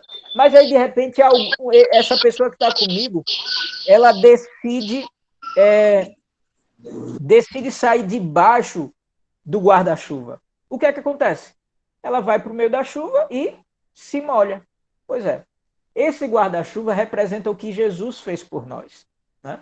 Então, a graça de Cristo é aquilo que me dá, aquilo por meio do qual eu obtenho a salvação. Mas eu posso escolher estar longe da graça de Cristo, não estar debaixo do guarda-chuva. E o que é que vai acontecer comigo? Naturalmente, eu vou para a chuva e vou me molhar. Naturalmente, aquele que não aceitar a graça de Cristo vai sofrer as consequências do pecado. Entende? Essa é a cólera de Deus. Esse é o resultado do pecado. É a destruição final. E como o irmão Wellington mencionou, o lagar foi pisado fora da cidade e correu sangue do lagar até os freios dos cavalos, e usando mais figuras de linguagem aí para mostrar a consequência final do pecado. Você me entende, meu irmão? Quando Jesus sair, quando Jesus encerrar o ministério intercessor, que é aquilo que me dá a esperança de ainda obter perdão dos meus pecados, quando ele sair desse papel de advogado, ele entrará no papel de juiz executivo. Entende? Esse juiz executivo é, então, aquele momento em que o juízo executivo, em que os salvos serão colhidos aqui da terra, vão ser realocados para o céu, enquanto que os perdidos vão ser destruídos no fogo eterno. Fala aí, meu irmão Paulo, para a gente encerrar. Eu quero pegar aqui 12 minutinhos, porque é preciso fazer uma ilustração que vai abrir bastante o leque de todos que estão presentes, principalmente do nosso ilustre advogado, doutor Wellington Santana. Na legislação nossa, a gente sabe que para haver um julgamento, nós precisamos de um promotor, advogado, de um juiz, de testemunha e principalmente da lei. Tá? Isso aqui é fundamental. Não é isso, doutor Wellington? Isso é fundamental. Perante os princípios de Deus, Cristo é o nosso advogado no momento, agora. Como está em 2 Coríntios 6:2, o tempo, a oportunidade da salvação é agora. Tá? Mas ele virá como juiz. Ele está como advogado hoje e virá como juiz. O promotor que está nos acusando é Satanás. As testemunhas são os anjos de Deus. E o foco do julgamento é a lei de Deus. A base da lei de Deus é amor. Divide-se em duas partes. Amor a Deus, amor ao próximo. Ok? Isso aqui está claro, né? Bem, dentro do que foi lido aqui, Apocalipse 14, do verso 14 a 20, mostra que, ao terminar sua obra no santuário celestial, o Senhor virá aqui para a terra para fazer a ceifa, ou a colheita de seu povo redimido. Tá? Também trará a retribuição aos ímpios por sua má escolha. Isso é simbolizado pela imagem das uvas lançadas no lagar da cólera de Deus, como está lá em Apocalipse 14, de 17 a 20. O fim dos ímpios não se deve a um capricho divino, mas é resultado do apego ao mal. Deus porá o fim ao pecado, e tudo que estiver ligado ao mal será eliminado. É isso que ocorre quando deixamos a fonte da vida. Ao rejeitar a vida que nos sustenta, nós nos entregamos à morte. Ou seja, constantemente nós estamos ouvindo aquela expressão: estou à porta e bato. Estou à porta e bato. O desejo de Cristo é que todos nós fôssemos salvos, mas, infelizmente, nem todos queremos a salvação. Isso aqui é um ponto-chave, tá? Ele não pode intervir na minha salvação, porque lá, aqui as 3:6, primeiro passo é que Deus não vai mudar. O Deus do passado, do presente e do futuro. E lá em Apocalipse, ele está batendo na minha porta e na sua porta. Ou seja, Deus não muda, Deus está intercedendo agora no santuário por mim e por você. Quando ele sair do lugar santo para o lugar santíssimo, essa porta da graça vai fechar, tá? E aí vai se cumprir a profecia. O que é justo, continue a fazer a justiça. O que é injusto, continue na injustiça.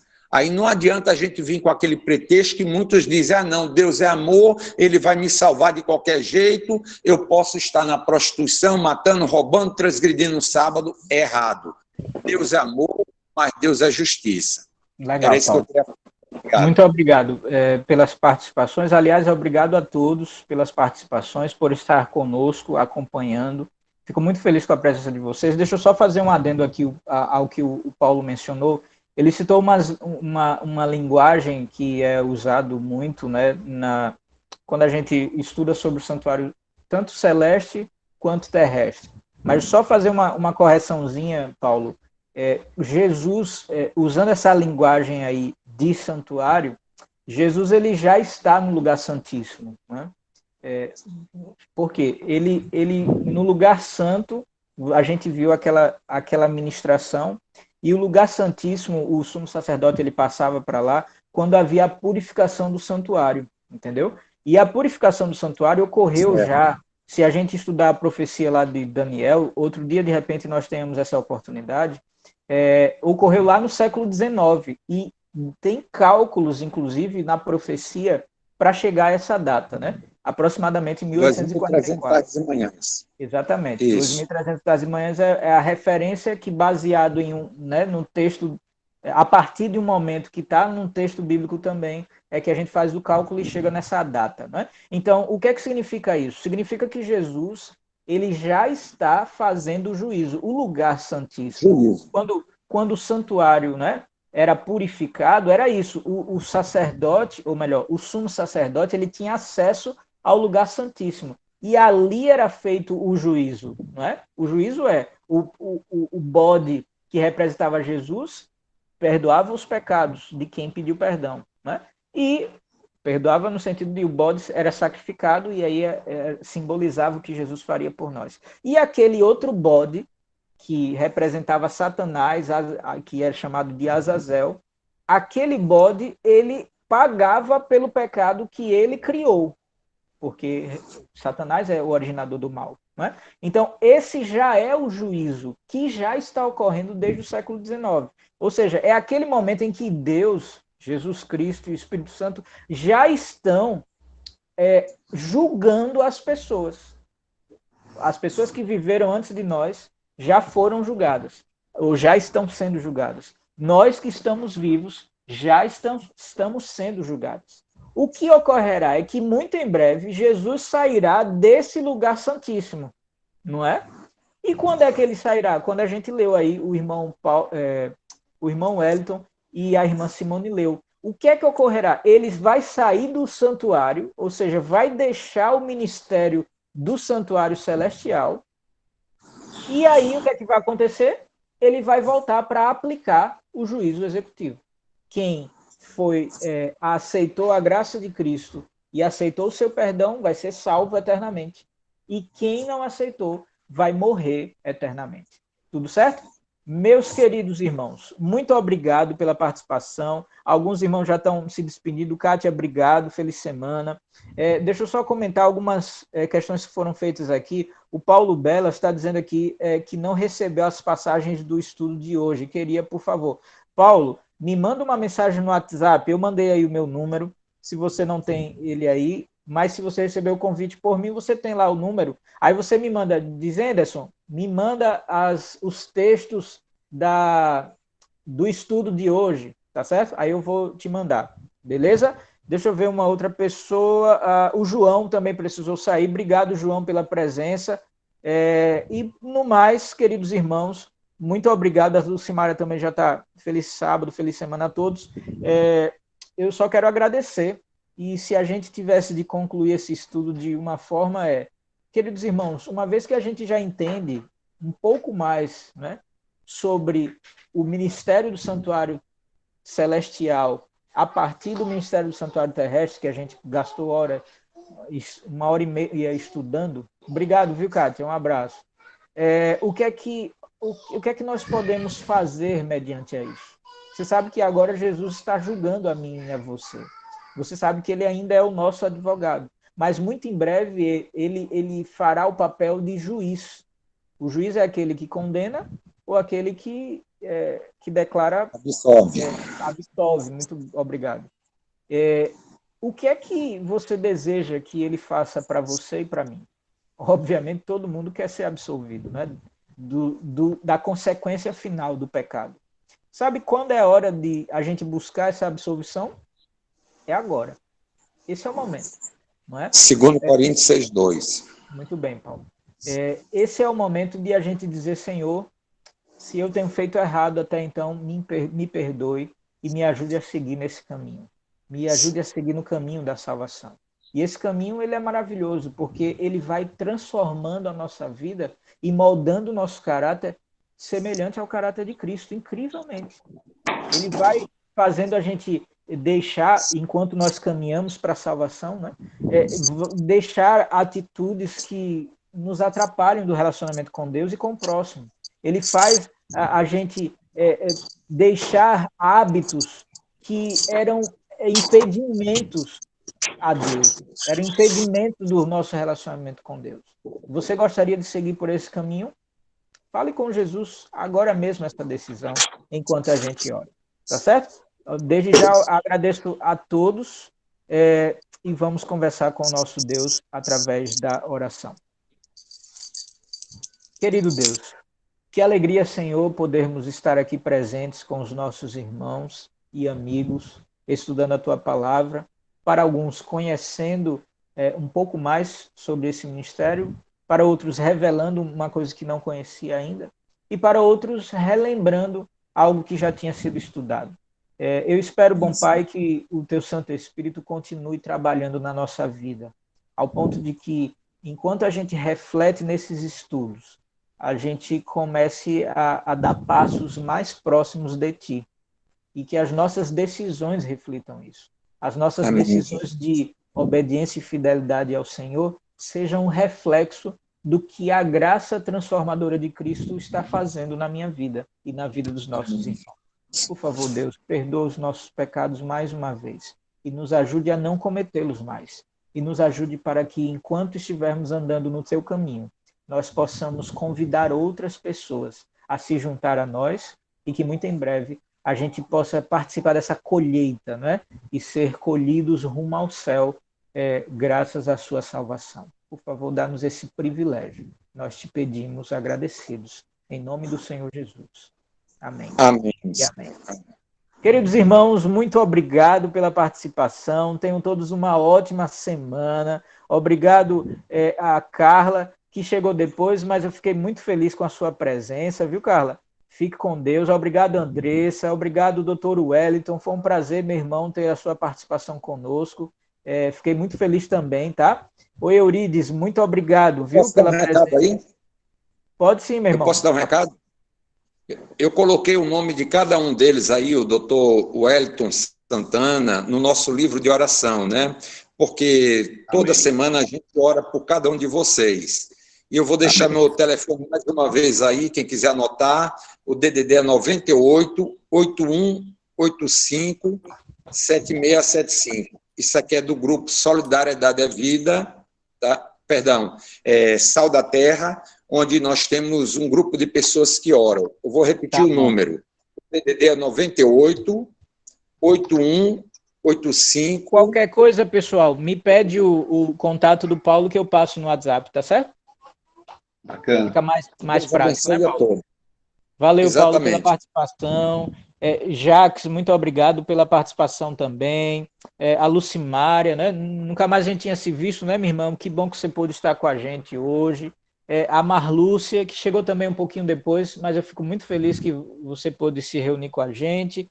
E a Simone, obrigado, viu, meus irmãos? Obrigado, Simone. Que Deus abençoe Obrigado a todos e tenham uma ótima semana. E lembrando, só daqui a 15 dias a gente vai se rever, tá? Mas enquanto isso, a gente pode se falar no WhatsApp, tá bom? É só mandar uma mensagem. Uma ótima semana para vocês, tá? Obrigadão. Amém. Deus abençoe. Abraço. Abraço para todos. Deus abençoe. Abraço. Tchau, tchau.